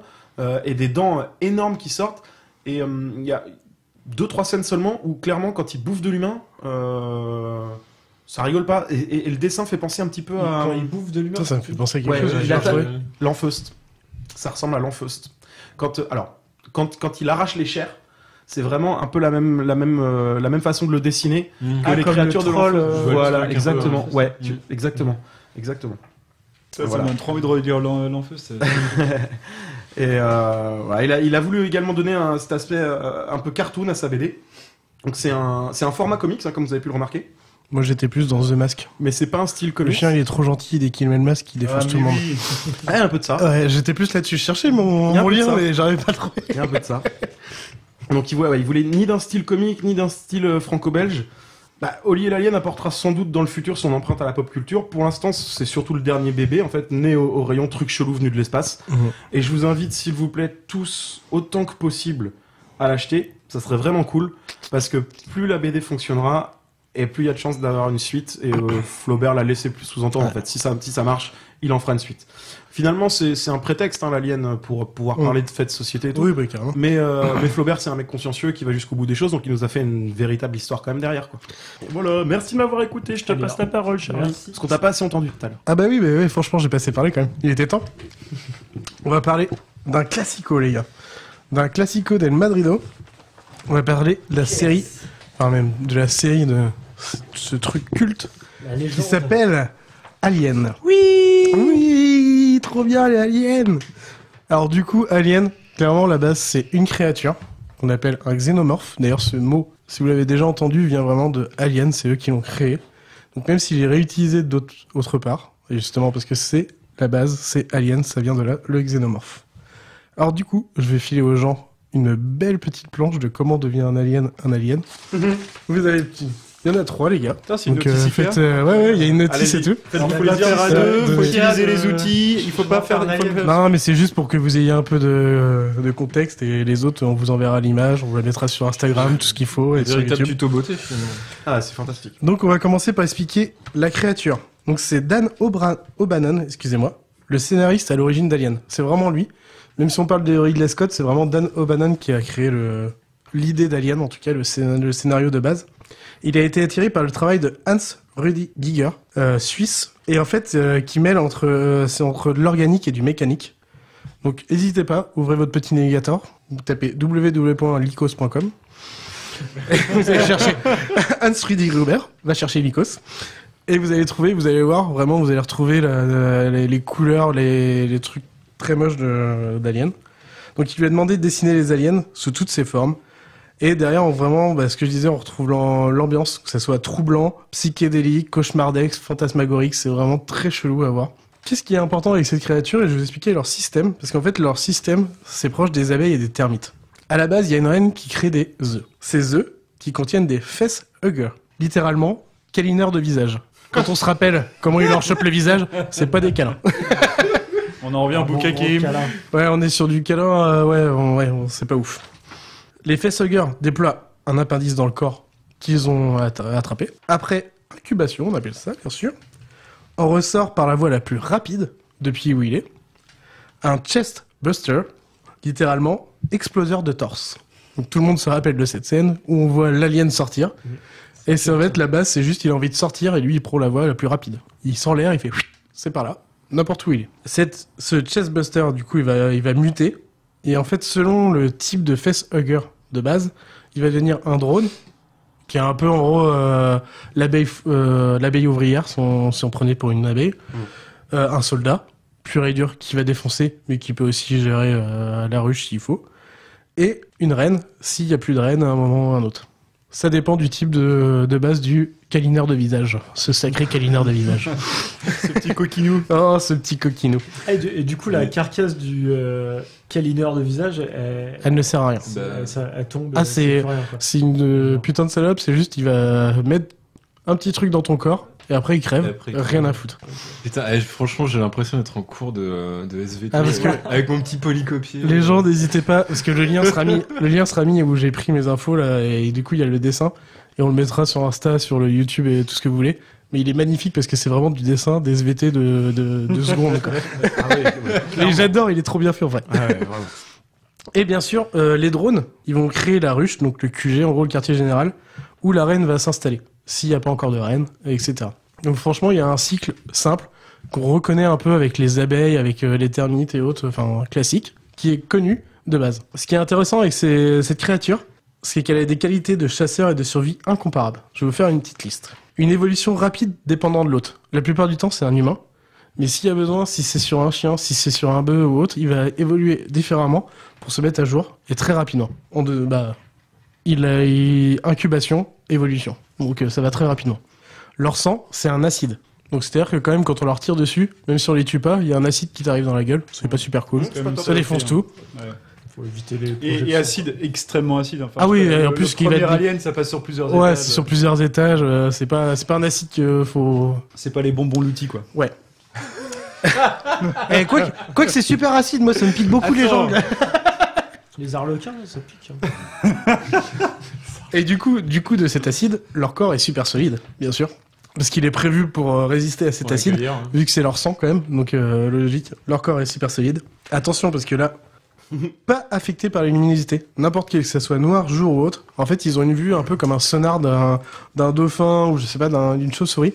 Donc en fait, ils ont aucun problème que ça soit chaud, froid, luminosité ou autre. Ils ont pas de problème parce que ça se fit tout seul. Ils sont nyctalopes. Je savais bien que t'étais une salope. Et non, reste poli. Et du coup, je sais que là, ça va faire des jaloux. Une queue de la même taille que leur corps. Merde. Mollusque, il a fait « Eh merde, j'en voulais une !» Et non, du coup, leur queue... pas la gueule, ça. Non, pour reprendre, leur queue, donc qui fait la même taille que leur corps, ce qui est impressionnant aussi, c'est qu'elle a une pointe insérée, qu'elle est solide, et qu'elle peut elle est coupante. Donc ça peut te niquer ta race. C'est pire qu'un scorpion. Parce qu'un scorpion, ça va vers l'avant. Là, ça bouge dans tous les sens, donc c'est vraiment un truc de salope. Ah putain. Ils ont une bouche contenant une deuxième mâchoire. On la connaît tous. Ouais. Enfin, qui fait environ 20 cm. Une langue qui a une mâchoire. C'est leur langue, ouais. Ah, c'est leur langue, en fait, c'est leur langue et une autre mâchoire. Donc tu fais, bon, c'est bien chelou. Tu fais, ah, c'est bon, je l'ai chopé par la bouche, elle va pas me niquer la gueule. Boum, 2 secondes après, t'as un truc qui te revient dans la gueule. Le truc, c'est des armes de destruction massive organique, en fait. Pour revenir aussi sur la ruche créée par les sécrétions des drones qu'on parlait tout à l'heure, ça ressemble à leur apparence à eux-mêmes. Donc du coup, en termes de camouflage, c'est un truc de dingue. On a l'impression quand on est dans la ruche, on ne voit pas les bêtes. Et après, d'un seul coup, quand elles se mettent à bouger, tu fais « Oh, elles étaient là, ouh, les salopes !» Et surtout, en fait, déjà de base, donc déjà, il y a une façon de faire qui est vraiment dure à tuer. Si on les tue, ça peut te buter derrière, etc., etc. Et en plus, c'est un instinct de tuerie, de colonisateur, sans aucune forme de sentiment. Ils sont juste là pour coloniser, buter les gens. La base, du coup, du film que je vais vous parler après, justement, le premier. Et du coup, je vais vous faire un petit tour quand même. Il y a 8 films sur les aliens, donc c'est quand même impressionnant. Mais tout n'est pas à garder, hein. Non, et... Non, et je vais pas vous parler des 8 films en détail, de toute façon, aucun des 8 en détail, mais un peu plus. On va commencer par les préquels, parce que je vais prendre dans l'ordre de l'histoire des aliens. Donc les préquels, c'est Prometheus de Ridley Scott en 2012 et Alien Covenant de Ridley Scott en 2017. Trop vénère. Et comme j'ai mis dans mes notes, c'est pas les meilleurs films du monde. Mais en fait, l'intérêt de ces films, c'est surtout de comprendre l'origine et la métamorphose. Non, attends, pardon, excuse-moi, je t'arrête. L'intérêt de ces films, c'était de faire du pognon. Oui, ouais, c'est bon. Non, en fait, en les revoyant, ce qui est intéressant, c'est que en fait, on comprend pourquoi ils ont été créés et comment, en fait, parce que dans Prometheus, c'est pas vraiment les aliens qu'on connaît de base. On les appelle les néomorphes, d'ailleurs. Et comment ils sont passés de néomorphes à xénomorphes. Donc on voit le pourquoi ils ont évolué, dans quelle façon ils ont évolué. C'est vraiment le seul intérêt de ces films. Sinon, c'est pas si ouf que ça, donc il n'y a pas une obligation de dingue à les regarder. Surtout qu'on peut avoir envie de garder un peu le mystère aussi derrière l'origine des trucs. Oui, alors moi je serais plus comme ça. Mais en plus, Prometheus, t'as la référence à l'aspect mythologique, mais t'as vraiment essayé d'expliquer la genèse de l'humanité, et je trouvais ça super intéressant. Enfin, t'avais vraiment une thématique derrière qui était cool à exploiter. Dans l'idée, oui. Et ça a juste été mal réalisé. En fait, ils prennent la base du coup du film que je vais vous parler après, justement, le premier Alien, le 8e passager de Ridley Scott de 1979. C'est mon préféré. C'est pas mon préféré. Ouais, on arrive gentiment aux 50 ans, tant bientôt. Ça va être cool. Ouais, putain, déjà. Et en fait, justement, l'équipage du Nostromo reçoit un message et atterrit sur une planète où il voit une sorte de personne, une grande personne dégueulasse qu'on appelle le Space Jockey. Et donc, en fait, l'intérêt de ce film, donc c'est un huis clos horreur, clairement, dans un vaisseau avec plus de notions de tension que de gore. Oui. La grosse révélation, justement, c'est Sigourney Weaver. Ah oui. Avec, donc, qui joue le rôle de Ellen Ripley, donc on verra dans tous les Aliens. Alors j'ai perdu le nom, parce qu'en lisant, je l'ai pas noté, mais normalement ça va être une autre personne, mais il voulait quelqu'un de plus androgyne. Donc c'est pour ça qu'ils ont choisi Sigourney Weaver. D'accord. Voilà. C'est ce qui est écrit. Et dit par tous les scénaristes, réalisateurs de l'époque. Elle avait rien fait avant, est-ce que je lui ai demandé. Elle avait fait que 2 ou 3 films, vraiment, elle avait pas fait grand chose. Et Ridley Scott, pour info, c'est son 2e long métrage. Ouais. Donc, Son premier étant, tu l'as ou pas? Non. Je l'ai plus. Non. Laisse-moi 3 secondes, ça me revient. Ouais, si tu retrouves. Et du coup, non, ce qui est intéressant aussi, c'est que au niveau FX, effets spéciaux, justement, il y en a quasiment pas. Laisse-moi 3 secondes. Donc, sur Wikipédia, quoi. Mais déjà, la créature, tu la vois pas. Si, tu la vois, mais en fait, c'est quasiment que des costumes. Donc, du coup, ce film, même s'il est de 79, il a très bien vieilli. Ouais, et puis. Il y a en fait les 2-3 effets spéciaux qu'il y a, c'est quand c'est dans l'espace, et du coup, tu les ressens en direct. Mais c'est 2 minutes dans le film de 1h30, 1h45, donc c'est que dalle. Moi, je me souviens quand ils arrivent sur le vaisseau mère, la maquette est vachement bien et ça fait vachement penser à tout est en maquette, tout est en costume, donc c'est. En fait, ça vieillit bien. Parce que moi, je me souviens plus trop de la créature, mais tu la vois pas en entier. Tu vois pas les pieds à la tête. En fait, t'as peut-être une moitié du film où tu la vois pas trop, quoi. Ah, quand même. Mais après, il y a quand même une ou deux fois, il y a un costume entier. Ça fait longtemps. Et petite anecdote. Vous connaissez tous la scène où on voit le Chestbuster en parler. Voilà. Ouais. Ce qui est très intéressant de savoir, c'est qu'en fait, les acteurs savaient qu'il y avait un truc qui allait se passer, mais ils ne savaient pas exactement ce qui allait se passer. Et du coup, boum, ça sort. Et là, donc, tout le monde est halluciné. Et encore plus, Veronica Cartwright, là, c'est le nom de l'actrice. La meuf qui se prend tout le sang dans la gueule. Donc, elle se prend du faux sang et vraiment, sa réaction, c'est la vraie. Parce qu'elle se prend du faux sang. Elle n'avait pas prévu de se le prendre dans la gueule. Donc, ils étaient au courant qu'il y avait un truc, mais ils savaient pas exactement ce qui allait se passer en fait. J'aime bien ce genre de petits détails dans les films. Les réals qui font les coups de pute comme ça. D'ailleurs, Ridley Scott, le réalisateur du 3e, on en parlera tout à l'heure, c'est un spécialiste de ce genre de petites saloperies. Et donc, Ridley Scott, premier film Premier film. Les duellistes. Comment? Deuxième film. Ouais, bien sûr. Deuxième film, James Cameron avec Alien le retour de 86. On est quand même 7 ans plus tard. Donc c'est une suite un peu plus musclée, avec bien armé et tout, donc ça sort des armes, on est plus sur l'action. James Cameron. C'est un autre délire, mais franchement c'est cool. C'est justement ce qui est intéressant avec les aliens, c'est que un réalisateur, un délire. Et du coup, ce qui est vraiment intéressant, c'est qu'on voit la patte. En fait, avant il y avait la patte Ridley Scott, là il y a la patte Cameron. On ressent la force de son scénario, la réalisation, l'action et les liens qui se fait facilement entre les personnages, surtout entre Ellen Ripley et Newt, l'enfant, qui est très intéressant. Je vais attaquer le 3e film, Alien 3. On est en 92, David Fincher. Là, on est. Fincher, j'avais oublié. On retourne sur du huis clos dans une prison seulement remplie d'hommes. C'est celui-là mon préféré. Et là, je me relis directement. C'est une ambiance glauque à la Fincher, due à des prisonniers au chromosome XY, comme ils disent dans le film, ayant décidé de rester dans cette prison, même si elle aurait dû être fermée, et qui suivent une religion qu'ils ont créée. Et en fait, ce qui est très intéressant, c'est que c'est Fincher, c'est qu'en fait, c'est même plus l'alien qui fait peur, c'est limite les humains qui font peur. Donc on est un peu perdu entre. Ils font peur à l'alien? Non, pas à ce point-là. Ce serait trop drôle. Pas à ce point-là. Mais quand on voit le film, c'est Fincher, quoi. En fait, c'est tellement glauque qu'on sait plus qui sont les mauvaises personnes, quoi. On va pas dire que l'alien est une bonne personne, mais on est un peu perdu. L'alien est traumatisé à la fin du film. Il va chez le psy, quoi. Putain, je me suis retrouvé dans un film de Fincher.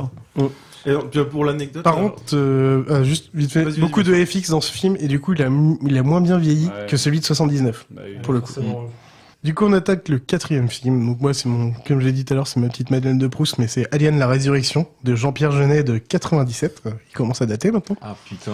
C'est français, d'accord. Et là, on je te vois faire la gueule là, toi. Et on revient sur un mélange en fait de huis clos et d'action, parce qu'on est vraiment sur l'action parce que ça tabasse à balle. Mais on est quand même dans le huis clos parce qu'on reste que dans un seul vaisseau.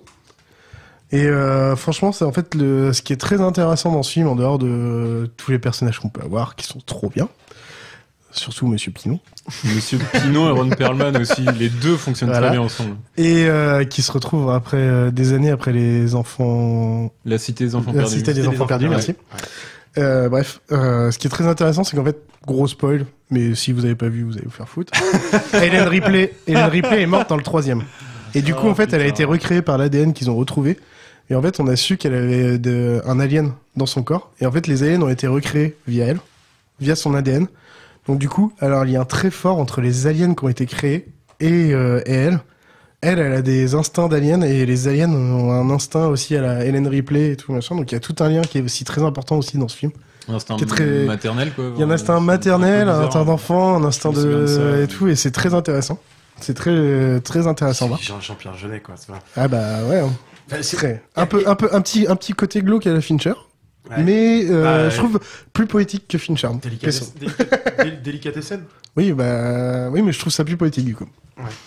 Mais ça, c'est un truc perso. À côté, t'as Amélie Poulain, quoi. Ouais. Et du coup, voilà. Pour moi, là, on a vu les 4 films à voir. Donc, c'est vraiment Le 8e Passager, Le Retour, Alien 3 et La Résurrection. Ça, faut vraiment les regarder si vous les avez pas vus, les gens. Allez-y à fond. Il y a 2 autres films qui traînent. Les Alien vs Predator. Ah ouais. Ah non, mais je suis obligé d'en parler parce que j'ai parlé des autres. Moi, je le trouve bien en fait. En fait, non, clairement, c'est des films popcorn, on les appelle. C'est-à-dire les films du dimanche soir. Vous avez pas envie de réfléchir, vous avez envie de vous poser. Pourquoi pas? Par contre, vous dites pas que vous allez voir un film super cool, intéressant pour l'histoire d'Alien ou de Predator d'ailleurs, ni l'un ni l'autre. Il y a aucun intérêt. Quand je l'ai regardé, je pensais que j'allais kiffer quoi. Voilà. Mais il y a. Toi, t'as pas aimé Pépé Alien contre Predator? Non. Mais pour l'action en fait, justement, je les ai pris aussi pour ce que dit Chacha, d'un truc un peu pas forcément bébête parce que on va rien. Ouais, mais même si tu t'attends à t'as même pas de grands spectacles. Il y en a un peu comme. Il y a de la bagarre quand même. Ouais. Il y a de la bagarre. Ah la vache. Même la bagarre, c'est pas ouf. Je me rappelle que le mois dernier, quand on a glissé avec Angelo que Alien versus Alien contre Envahisseur, c'était franchement pas mal. Tu as glissé subrepticement. On avait quand même pour des critères très élevés, alors. Oui, bon, c'est vrai. Oui, mais bon, là, j'ai de l'affection pour la... J'avoue que dans ta face. Oui, c'est vrai. Bon, j'ai de l'affection pour la licence Alien. Les gars, je vais juste conclure rapidement. Ce qui est très intéressant, en fait, dans les Aliens, moi, je trouve, c'est que, justement, on a différentes visions des réalisateurs et en même temps, une histoire qui se suit et qui est très intéressante. C'est ça qui est super cool à voir. Il y a, donc, pour moi, c'est une des bases de l'horreur avec créatures extraterrestres et franchement, je pense que tous les réalisateurs de 30-40 ans, là, qui ont vu ça à l'origine, ils ont ça comme base pour ceux qui veulent faire de la SF, en tout cas en créature extraterrestre. Et en fait, justement, dans The Thing, on le voit un peu, il y a de l'idée, c'est plus tard. Dans Predator, clairement, il y a une petite idée, et d'ailleurs, c'est peut-être pas pour rien qu'après, il y a eu un lien plus tard. Dans The Host, à voir, c'est un film coréen sympathique avec une bête et on le retrouve. Et dans Stranger Things, qui est très neuf, on le retrouve quand le gamin, déjà quand on est dans le Underdown, dans le monde parallèle. Dans le monde parallèle. Ouais. On les retrouve, et surtout quand le gamin revient, et que quand il va cracher, qu'il ressort quelque chose de lui, on retrouve ce côté-là, voilà. Et franchement, de toute façon, Alien, c'est la base pour pas mal de gens, c'est tellement vieux. Et je viens de me faire spoil. Oh, tu t'es fait spoiler une scène. Et du coup, voilà. Merci beaucoup, monsieur Chacha. Bon, bah, on a fait... Bon, j'ai l'impression d'avoir fait le tour, mais pas du tout, en fait, parce que les créatures extraterrestres, ce qui est génial, c'est qu'on pourra en créer autant que autant. Je veux juste apporter mon petit truc. À aucun moment, les gars, on a parlé de Mass Effect. Mais on peut pas parler de tout, mais c'est ce que j'ai dit dans le intro. C'est exactement ce que j'étais en train de dire. C'est Star Wars du jeu vidéo, quoi, Mass Effect. On a parlé en début d'émission de se masturber avec une pince à fruits de mer, c'est un peu la même. Putain. Non, mais c'est vrai, c'est un sujet qui est explorable à souhait parce qu'on fait ce qu'on veut, on invente ce qu'on veut. Moi, je suis impressionné par les mecs qui arrivent à inventer justement des formes pas encore faites, quoi. Et c'est premier contact. Mass Effect. Voilà. Non mais typiquement, premier contact dans les choses récentes, c'est ce qui m'a le plus impressionné. Et encore, c'est toujours très anthropocentré. Enfin, justement, on a toujours une représentation. Des créatures humanoïdes. Justement, dans Mass Effect, t'as vraiment tous les types de représentations extraterrestres. T'as celles qui sont fantasmées par rapport à l'homme, mais t'as celles qui n'ont pas du tout, qui sont pas vertébrées. T'as celles qui sont pas bipèdes. Ça va beaucoup plus loin. D'ailleurs, c'est un peu dommage. Je pense qu'on a pu parler un peu plus de Giger justement. Parce que son travail est vraiment incroyable. Enfin, c'est vraiment du travail biomécanique. On a eu la chance en plus d'avoir une exposition à Nantes qu'on a pu aller voir qui était vraiment trop cool. Qui était incroyable. C'était quand ça? Ça fait 2-3 ans, comme ça. Ouais, facilement. Ouais, facilement. Oh, ça me rappelle, putain, comme un coup de pied dans les couilles, à Seattle. Rien que ça. À Seattle, le musée de la pop culture, t'as tout un étage qui est consacré à Alien. En fait, tu te balades dans le Nostromo. Et, Sérieux ? Ouais, non, mais ça me revient maintenant, mais c'est ouf. Alors, si vous allez à Seattle. Alors, Nostromo, c'est le nom du vaisseau dans le premier Alien. Et d'un groupe de métal aussi. Excellent. Non, mais c'est vrai que c'était. Je l'ai dit dans mon intro, c'est que c'est impossible de parler de tout. Donc là, c'est vraiment, sinon on parle pendant 30 jours. Et tiens, bah justement, sans s'arrêter. Tu parlais tout à l'heure de, je vais finir sur une question un petit peu comme tu l'as fait tout à l'heure après ton intro. Tu parlais des Madeleines de Proust et au contraire justement, quelle est peut-être la forme extraterrestre qui vous a le plus déçu? Celle dont vous attendiez quelque chose parce que c'est une adaptation par exemple, ou alors ou le film qui vous a le plus déçu, pas forcément la forme, mais le film, la série, des îles raies dans la soupe aux choux. Eh ben voilà. J'étais un peu déçu. Le mec, c'est toujours le même truc. Indiana Jones, le dernier, le 4. Oh là là, oui, mal, bien, t'as tapé fort. Les extraterrestres, c'est quand même bien de la merde. J'ai même pas osé le mater, celui-là. Ah, t'as tapé fort. Ouais, c'est quand même là t'es dans la Madeleine de Proust et on te la piétine et après on t'encule. Moi, c'est vraiment. moi, je pensais vraiment que vous alliez tous penser enfin, je pensais qu'au moins autour de la table, il y aurait au moins une ou deux personnes à me citer un truc, mais ok, d'accord. Vas-y, Momo, continue. Non, attends, j'attends d'avoir fait le tour. Non, mais moi, j'ai pas de trucs comme ça qui me viennent. T'as pas de trucs comme ça, Charlie? En fait, j'ai un truc. Enfin, c'est déçu, pas déçu. C'est le Superman versus Batman. Pour moi, je l'ai dit, Superman, c'est un extraterrestre. Et en fait, c'est que de base, j'avais envie de voir ce film, mais en même temps, j'étais là, mais Superman, c'est Superman. Enfin, ouais, c'est nul. En fait, on est obligé de l'abaisser pour le mettre au niveau des autres. Moi, ma plus grosse déception, je pense que c'est Paul.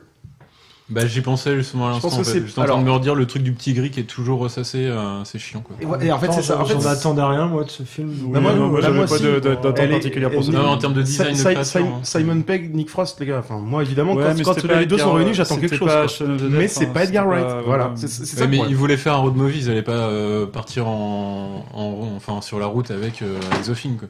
Il fallait un truc à peu près anthropomorphe. Ah non, mais je parle pas. Ah non, le bordel sinon. Non, je crois que t'étais vraiment sur le design. Là, je te parle de l'œuvre. Et après, moi, le personnage, la saloperie extraterrestre, qui n'est pas une saloperie d'ailleurs, qui m'exaspère le plus au monde, c'est un personnage de Star Wars. Alf. Ah non. Bah non, Jar Jar. Je pensais tous que vous allez me citer Jar Jar. Ça marche pas, ça marche pas avec moi. Pas tant que ça. Ah, j'ai envie de lui coller une balle. Je peux vous donner une simple info, c'est que moi, j'ai commencé par cette trilogie avant de commencer l'ancienne. Donc déjà, de base... J'ai pas la même façon de le voir, les choses. Non, mais moi, je le trouve pas aussi détestable qu'Anakin, en fait. Anakin, c'est lui. Ah ouais, voilà, je suis d'accord. Dans les trois films. Pas dans le premier. Dans le premier, non. T'as raison. Non, mais t'as raison. Dans le premier, il est un peu cool, il est un peu dresseur. Bon, on aura bien digressé. Merci, messieurs, d'avoir fait le tour du sujet, Alien. Extraterrestre plutôt, pardon. Les créatures extraterrestres. Et on n'a pas fait le tour, on a que seulement. On a fait le tour de notre toute petite planète à nous. D'ailleurs, E.T. est sorti quand même avant Alien. Alien est sorti 3 ans avant E.T., excusez-moi. C'est l'heure de se rafraîchir un petit peu la laine avec une petite pastille mentholée. Qu'est-ce que c'est une pastille, dis-moi? Une pastille, mais qu'est-ce que c'est donc que ça? Explique donc aux auditeurs. Une pastille, c'est quelque chose qui n'a strictement rien à voir avec ce qu'on vient de faire pendant 1h30. Oh, il explique mal. Non, c'est un sujet. Bah tiens, vas-y. Ah ouais, je vais te laisser le faire. Du coup, on est 4 personnes à traiter d'un sujet et la 5e personne de l'équipe va traiter d'un sujet qui n'a rien à voir, qui lui fait envie, histoire de finir l'émission sur une note un peu plus fraîche. Voilà, on appelle donc la pastille. Exactement. Et maintenant, jingle. And now for something completely different. Juger les gens sur leur religion, c'est mal. Sur leur couleur de leur peau, sur leurs origines sociales ou sur leur nationalité, c'est mal. À l'occasion, je vous mettrai un petit coup de polish.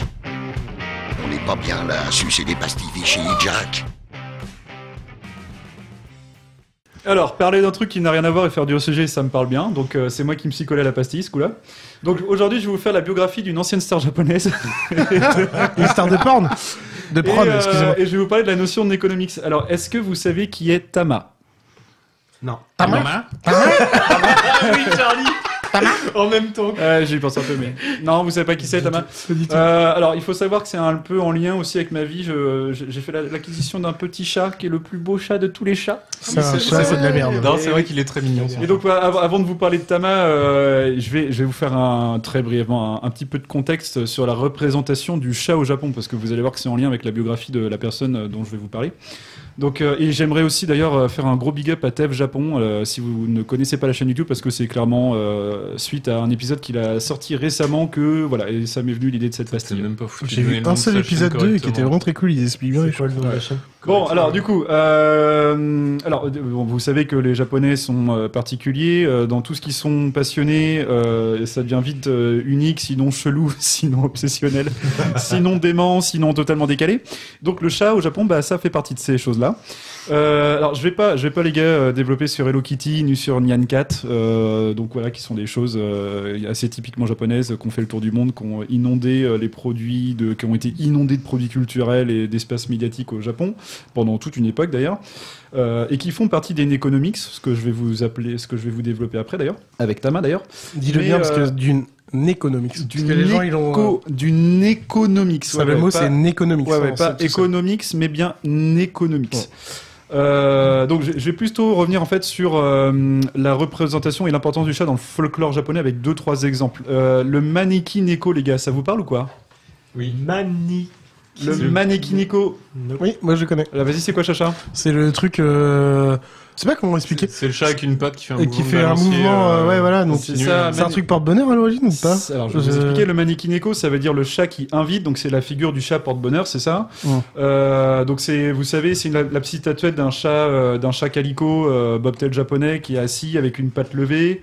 Alors, la patte levée, en fait, qui, selon la statue motorisée opaque, incite les gens à venir, en fait. Donc, nous, dans nos cultures latines, on va penser que le chat fait un signe de la main. En fait, dans la culture japonaise, c'est qu'il invite les gens à venir. Ouais, pour moi, c'était un genre de bonjour ou je sais pas quoi. C'est ça. Alors, si c'est la patte droite, c'est pour avoir plus d'argent. Donc, c'est pour la figure de la maison, en fait, enfin, ce que vous mettez chez vous. Et si c'est la patte gauche, c'est pour attirer plus des clients. Donc, ce serait plus pour le commerce. Alors, j'ai une question juste avant que tu continues. Oui. Tu connais les petits trucs qu'on connaît dans les bars où tu poses une pièce et t'as un chat qui sort et qui va te récupérer la pièce et qui te ramène.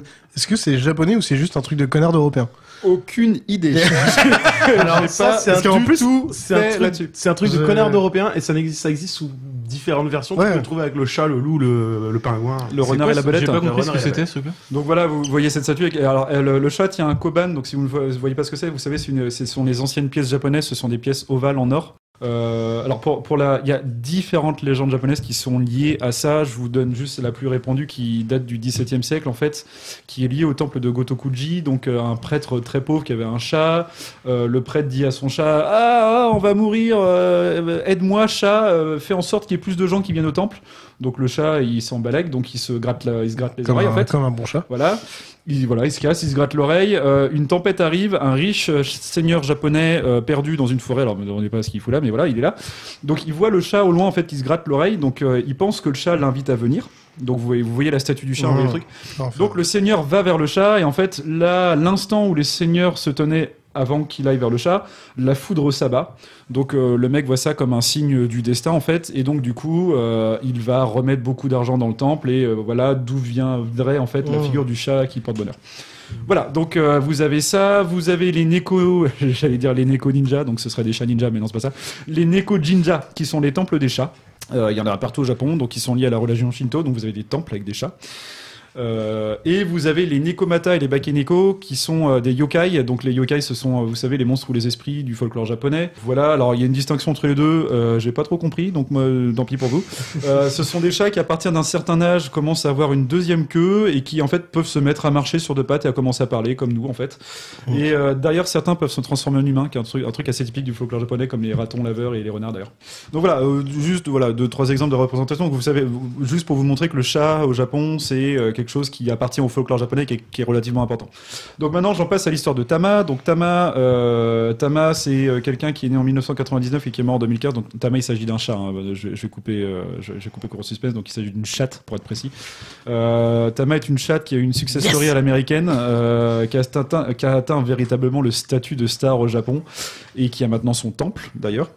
Alors, née dans la pauvreté la plus totale, Tama, élevée par un groupe de chats errants qui vivaient près de la gare de Kishi, elle a été nourrie par les usagers pendant un certain temps, ainsi que par Toshiko Koyama, qui gérait de manière informelle la gare à cette époque.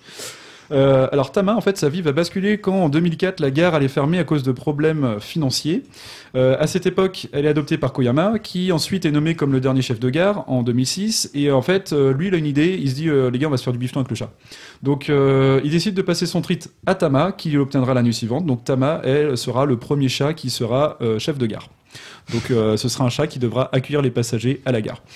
Donc elle aura son uniforme, elle aura un médaillon en or avec son nom et son titre, elle aura une casquette de contrôleur et elle aura une paye annuelle en nourriture pour chat. Et en fait, dès sa nomination, donc dès 2007, le trafic augmentera de 17% en un mois, plus de 10% en un an, et sur le long terme, la publicité autour de Tama rapportera plus de 1,1 milliard de yens en termes de retombées économiques sur toute la région locale. Tout ça pour en venir du coup à la notion de Nekonomics. Donc le Nekonomics, donc Neko ça veut dire chat en japonais, hein, d'accord, vous voyez que c'est un porte-manteau avec économie.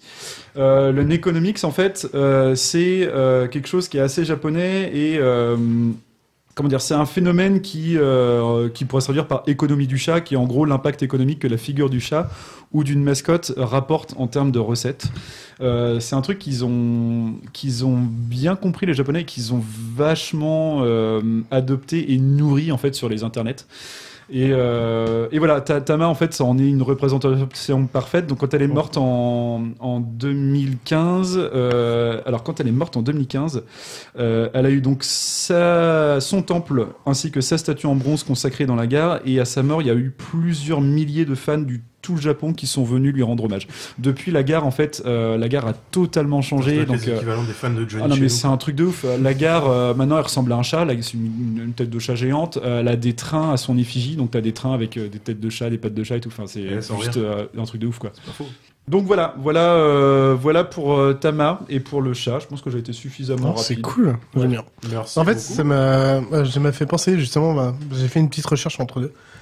Au chien Hachiko. Hachiko, oui. Ah oui, bien sûr. Oui aussi. Alors pour ceux qui ne connaissent pas, en fait, pas déjà parlé pour le podcast. C'est possible, mais je sais. Mais en gros, c'était un chien qui a accompagné son maître jusqu'au train au Japon pour qu'il aille au boulot, et après le soir il revenait pour le récupérer, et du coup il repartait chez eux. Et en fait, à un moment, son maître est mort au boulot, enfin en tout cas entre le trajet entre le matin et le soir. Et son chien par contre est toujours revenu matin et soir et tout pendant 10 ans. Donc ça a été énorme, et du coup les gens l'aidaient et tout, et ils lui a donné de la nourriture et autres. Et c'est vraiment devenu une image super forte et tout. Donc il a sa statue, je ne sais plus exactement où au Japon, mais probablement là où il attendait. Ouais, mais je sais plus le nom de la gare, quoi. C'est ça que je veux dire. Sûrement, oui, bien sûr, j'imagine bien. Enfin bref, mais du coup, je trouvais ça très intéressant. Enfin, après c'est une belle image, mais c'est vrai que les Japonais ont vraiment l'envie de mettre beaucoup de liens avec l'image des animaux, et oui. Mais et c'est pas une mauvaise chose, hein. C'est bien fait, quoi, je trouve. Et c'est lié au Shinto en fait. Les animaux ont une place plus importante parce que ça peut être potentiellement des esprits. Voilà, c'est ça. Et du coup, ce chien est magnifique, et du coup Tama aussi. Il y a une belle histoire, quoi. J'adore l'histoire. Je trouve ça trop cool en fait. Enfin, la gare devait fermer, elle était toute pourrie. Enfin, quand vous avez les images de la gare, voilà, c'est pas reluisant. Et maintenant, c'est un truc d'attraction en fait. Enfin, c'est ouf. C'est même un peu triste en fait que ce soit devenu. Alors depuis, il y a toute une équipe de chats. En fait, elle a eu plusieurs descendants. Enfin, ce sont pas ses descendants biologiques, mais je veux dire des chats qui ont pris son rôle. Et t'as toute une équipe de chats maintenant dans le truc. Voilà. Mais elle, c'est la fer de lance, Tama. Mais du coup, elle a sauvé la gare aussi, quoi. Elle a sauvé la gare. Et d'ailleurs, anecdote, Tama, c'est le nom du chat. Vous savez, la légende que je vous expliquais là du XVIIe siècle, le chat qui se. En fait, ce chat-là s'appelait Tama. D'accord. Ok. Voilà. C'est beau. C'était super cool. Moi, j'aime bien. Mais mine de rien, je me faisais la réflexion à l'instant, on n'est peut-être pas si loin du sujet d'origine parce que les chats, est-ce que ce serait pas des. Je me suis fait la réflexion justement l'autre jour quand je vois qu'il me demandait un truc qui se Est-ce que vous sur avez deux vu pattes. Est-ce que vous avez vu Captain Marvel ou pas? Non. Ah oui, il y a un truc là-dessus. Voilà. Il y a un chat. Regardez Captain Marvel. Ah ouais, c'est super drôle. Je peux pas en dire plus, mais ouais, carrément. Le film est bien ou Non, il est sympa. Franchement, il est sympa. Il est bien. C'est un Marvel. Et vous saurez pourquoi Nick Fury n'a qu'un œil. Il paraît qu'il est. Oui, d'ailleurs, et c'est en lien avec le truc. Mais c'est un Marvel qui est cool. Après, c'est un Marvel dans le sens où c'est un Marvel dans tous les autres Marvel, c'est absolument similaire. Mais il est cool. Bien. Est-ce que tu en ferais carrément une recommandation ou pas du tout? De quoi? De Captain Marvel ou du chat? Captain Marvel. C'est pour dire qu'on va enchaîner sur les recommandations. Quelle transition, c'est incroyable. On va enchaîner sur les recommandations. C'est ça, messieurs, avant qu'on se quitte, après avoir passé une excellente soirée. Et moi, j'ai envie de dire, ensemble. pour ces belles recommandations, j'ai envie de dire, pour une fois, Pedro, est-ce que tu voudrais pas commencer à recommander des choses? Oui. Eh ben, oui, je veux bien. Je veux bien. Déjà, je remets une petite couche, mais je vous recommande l'achat de Oli et l'Alien. Non, mais clairement, T'as bien raison. Vraiment. Alors, j'ai dit, t'as bien raison, je l'ai pas lu, mais. Ensuite, je vais vous recommander en 2 secondes et demie, parce que ça m'a refait ma journée d'hier, la chaîne de Aurélien Prévost, et notamment les vidéos. Il va faire tout noir chez. C'est vraiment génial. C'est trop bien. Le concept rapide, ils vont, c'est les 2 mecs, lui et le mec qui l'a pranké la fois précédente, qui vont chez un type connu généralement. Hein, en fait, il se passe les noms de prank en prank. Et il lui dit, c'est pas compliqué. Voilà, t'as une petite routine le matin quand tu te lèves. Ouais. Eh ben, on va te bander les yeux et puis on va te filmer en train de faire ta routine du matin. Et ils lui font des petits pièges et c'est vraiment très rigolo quoi. Alors ça c'est mon autre co. Ouais, et puis je boucle là-dessus. Babylone Berlin. J'avais beaucoup de retard. Je viens de me faire la saison 3. Ça se passe dans les années 20 après la Première Guerre mondiale en Allemagne. C'est une histoire de policier. C'est une enquête policière en fait. Hein. C'est super bien fait. La réal elle est ultra propre. Et c'est fait par des Allemands qui ont conscience de leur passé. Alors c'est souvent le cas avec les Allemands. Quand ils font des choses qui parlent de la montée du nazisme ou de leurs années les plus noires, généralement c'est les premiers à se taper dessus en fait fort, je trouve, plus que d'autres nations. Et encore une fois c'est le cas. Voilà, ils sont bien conscients des années 20 chez eux et de la gueule que ça a eu et de ce que ça a donné derrière. Ça a l'air bien violent ça. C'est vraiment top, hein, vraiment top. Voilà messieurs. Très bien. Pépé. Alors, j'avais pas de recommandation. Oh, mais si t'en as pas, c'est pas grave. Tu lui peux nous parler de tout. Après, tu peux parler genre de la soupe aux choux si tu veux. Là, tu vois, j'ai une recommandation quand même là qui vient de me venir. Vu que je suis en train de déménager, je me dis, si vous avez des BD à déménager, je vous recommande de prendre des petits cartons. Parce que les BD, où tu chopes des petits cartons? Et ben les cartons de ramettes de papier. Les cartons de ramettes de papier. Pour les petits formats de bande dessinée, voilà, vous faites des petits cartons, c'est pas trop lourd. Parce que sinon, tout ce qui est livre. En fait, t'es pas en mode. T'es en reco tips. Reco tuto YouTube. Reco tuto. Tips and tricks. Et vous rigolez tous, il est surtout en train de nous expliquer que samedi, on va enchaîner notre race. Non, je vous ai fait des petits cartons. Mais je crois que j'ai le Covid, moi. Ah non, mais j'aime bien qu'il dise ça, parce que justement, c'est un bon... Parce que... je pense que j'étais très clairement la chose la plus lourde ce jour-là. Et mollusque? Le carton de vin, ça marche bien aussi, hein, normalement. Exact. Il y a des en termes de reco Non, en termes de reco, pardon. Alors moi, c'est pas vraiment une reco, parce que je l'ai pas encore lu, donc c'est plutôt un kiff par anticipation. Je me suis acheté pour les vacances un bouquin qui s'appelle Des philosophes et des héros.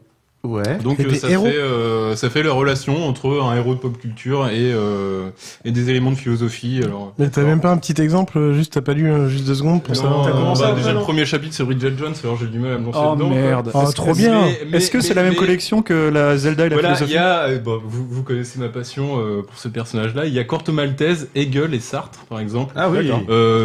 Buffy Summers, c'est les théories du Caire, Albator et Nietzsche, Amélie Poulain et Alain. Juste info pour les gens qui ne savent pas, on est chez Mollusque en train de tourner.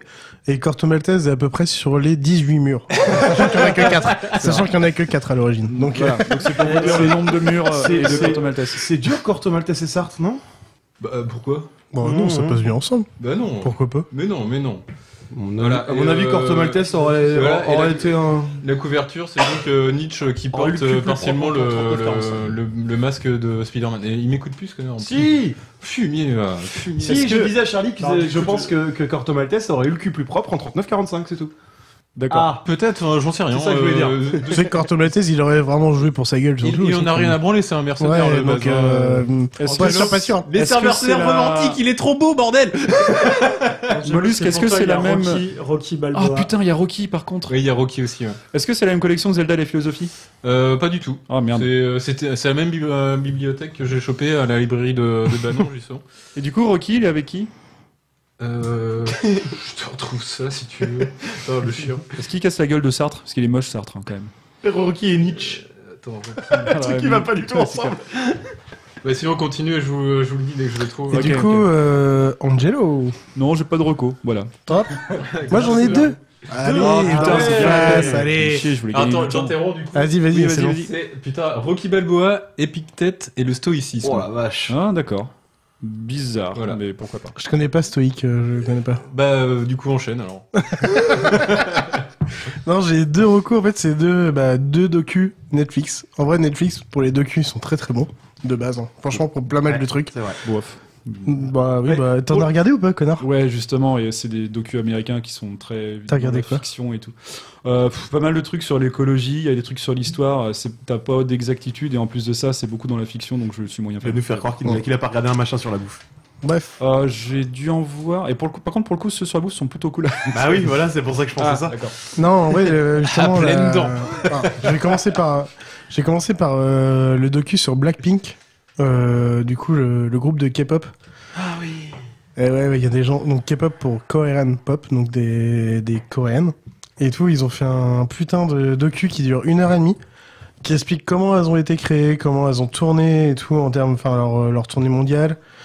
Et comment ça a été créé et tout, c'est vraiment très intéressant parce qu'en fait, je pensais que ça serait un peu genre édulcoré, on dirait ouais les meufs elles seront toujours contentes et tout machin. Non en fait il y a des hauts, des bas, elles expliquent bien leur haut, leur bas et tout machin. Enfin l'industrie est assez ingrate. J'en reviens. Et du coup c'est très intéressant. J'en reviens à un lien direct avec TLVC Japon là, donc j'en ai parlé pour ma chronique. Il avait fait justement un épisode sur la K-pop et les coulisses de la K-pop surtout et c'est pas reluisant du tout. Enfin c'est pas ouf. Elles en parlent justement très très bien de leurs 4 à 6 ans. Où à fond, c'est 13 jours de boulot, une journée de pause, 13 jours de boulot, une journée de pause, paf paf. Donc t'enchaînes, et quand on parle d'une journée de boulot, c'est au moins 12 heures de, ça soit danse, chant, cours de coréen, parce qu'en fait il y en a quelques-unes qui viennent de Nouvelle-Zélande et autres, machin. Enfin, cours de koala, putain. Coréen. Ah d'accord. Et etc. Et du coup tu vois, enfin elles expliquent tout, 1h25 je crois. Franchement ça passe tout seul, c'est vraiment très intéressant à regarder. Et le deuxième documentaire, c'est en 3 épisodes. Et en fait, c'est une série déjà de base de Netflix qui s'appelle En Bref. En Bref, déjà, c'est plein de petits documentaires de 25 minutes qui ont parlé de genre le cours du diamant et tout machin. Et là, ils en ont fait une spéciale pour le vote aux États-Unis. Qu'est-ce qui va se passer? Ils ont fait 3 épisodes de 25 minutes. Et chaque épisode ont leur sujet. Le premier épisode, c'est les droits civiques. Après, la deuxième partie, c'est la thune. Et le dernier, j'ai été obligé de marquer le nom parce que sinon je me rappelais pas, c'est le gerrymandering. Ils vont vous expliquer ça. On le connaît tous, les États-Unis ça marche par rapport aux grands élus. C'est ce qu'on appelle le gerrymandering. Et du coup, comment ça fonctionne et tout, c'est 25 minutes là-dessus. Franchement, ça vaut très vraiment le coup. Surtout en ce moment, là, ça on a tous jours pour le regarder. Et ben franchement, pour moi, faut vraiment regarder le premier et le troisième. Le deuxième, en fait, il est un peu absolu. Il t'explique que, oui, t'es pas obligé d'avoir celui qui a le plus de thunes, mais il faut quand même avoir de la chaos pour gagner. Ouais. Ok. Merci. Et moi, je vais regarder avant les élections. Je vais aller regarder ça très vite, je pense, parce que je suis assez passionné de leur. Les 3 épisodes, au pire, ça fait 1h30 à regarder en direct. Hein, donc, les élections devraient prendre du temps. Enfin, le contexte est particulier cette année avec les ballots, le vote par mail, etc. Ça va pas. Ça va pas tomber en un soir. Mais attends, il a déjà annoncé de toute façon qu'il allait contester le résultat de l'élection s'il gagnait pas. Non, mais de toute façon, je vous dis même d'info qui est marqué dans le truc, c'est que de base, nous en France, je crois que c'est 5 à 6 mois, je sais plus, enfin voilà, d'élection. Eux, c'est 1 an et demi. Ils sont dans les plus longs. C'est campagne. 1 an et demi de campagne. Oui, Ouais, de campagne. Sachant que Non, mais nous, on est sur un quinquennat. Eux, Ouais. non, c'est 4 ans. Donc, C'est 4 ans, T'es ouais. déjà 1 an et demi en campagne. Il n'y a pas de long terme dans leur. Tu fais OK. Il n'y a pas de long terme, ils peuvent rien faire. Non mais regardez-les, ça se passe en 2 secondes. Bon, bah écoutez, messieurs, c'était une bien bonne soirée. Clairement. J'espère Merci que bien vous à êtes tous. vous êtes tous bien amusés. Oh, Oui. ça va. Oui. Ça va, Et bah, j'espère c'est surtout bien. qu'on a bien amusé les gens de l'autre côté aussi. Ouais, surtout. Bonsoir à vous. De l'autre côté de quoi des oreillettes. Est-ce qu'on parle de Nutella la prochaine fois? Non. Toujours pas, non. On Toujours fera un pas. thème Nutella. Tu te démerdes, tu prends une pastille, tu fais. T'avais la pastille aujourd'hui, tu pouvais faire Nutella si tu voulais. Hein. Putain, je me suis Ah oui, mal t'avais démerdé. le Ah bah tu t'es super Ah, j'ai mal fait aucune démerdé. concession pourtant. Bon, messieurs, dames, merci beaucoup. Passez un super mois. On se retrouve dans 4 le semaines mois maintenant. prochain. Exactement. Pas tout à fait, non. C'est 4 semaines. 4 Ah, semaines. ouais. Eh ouais. C'est eh tous ouais. les jeudis, tous les 4 ouais. jeudis. Tu vas bosser, gros feignant, ça te Là, fait c'est le deuxième du mois, là, par exemple. Eh ouais. Eh ouais. Si on Bah, n'est pas confiné. Puisque tu savais pas, quand on enregistrait, tu feras le montage. Et voilà, c'est toi qui fais le montage. Et bon courage, parce que je viens de regarder la timeline et on a réussi à faire pire que la dernière fois. Oui. Non, bis, ciao. Salut, Ciao, ciao, ciao. Gros bisous, ciao.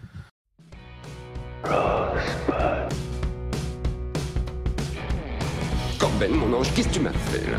C'était naze! Y'avait rien, aucune pêche, aucune énergie, rien du tout. Je suis censé animer une émission. Il faut que ça pop. Alors demain, quoi qu'on fasse, surtout je t'en supplie, essaie d'avoir plus de 2 mots de vocabulaire. Allô? Y'a personne au bout du fil? Faut réfléchir, McFly. Faut réfléchir. Le nage choco. Je me souviens, quand j'étais petit à la maison, le plus dur, c'était la fin du mois. Surtout les 30 derniers jours, vous voyez. Ça va trancher, chérie. Et non, qu'est-ce que tu fais? Il faut dire ça va couper, chérie, pas ça va trancher. Hasta la vista, baby.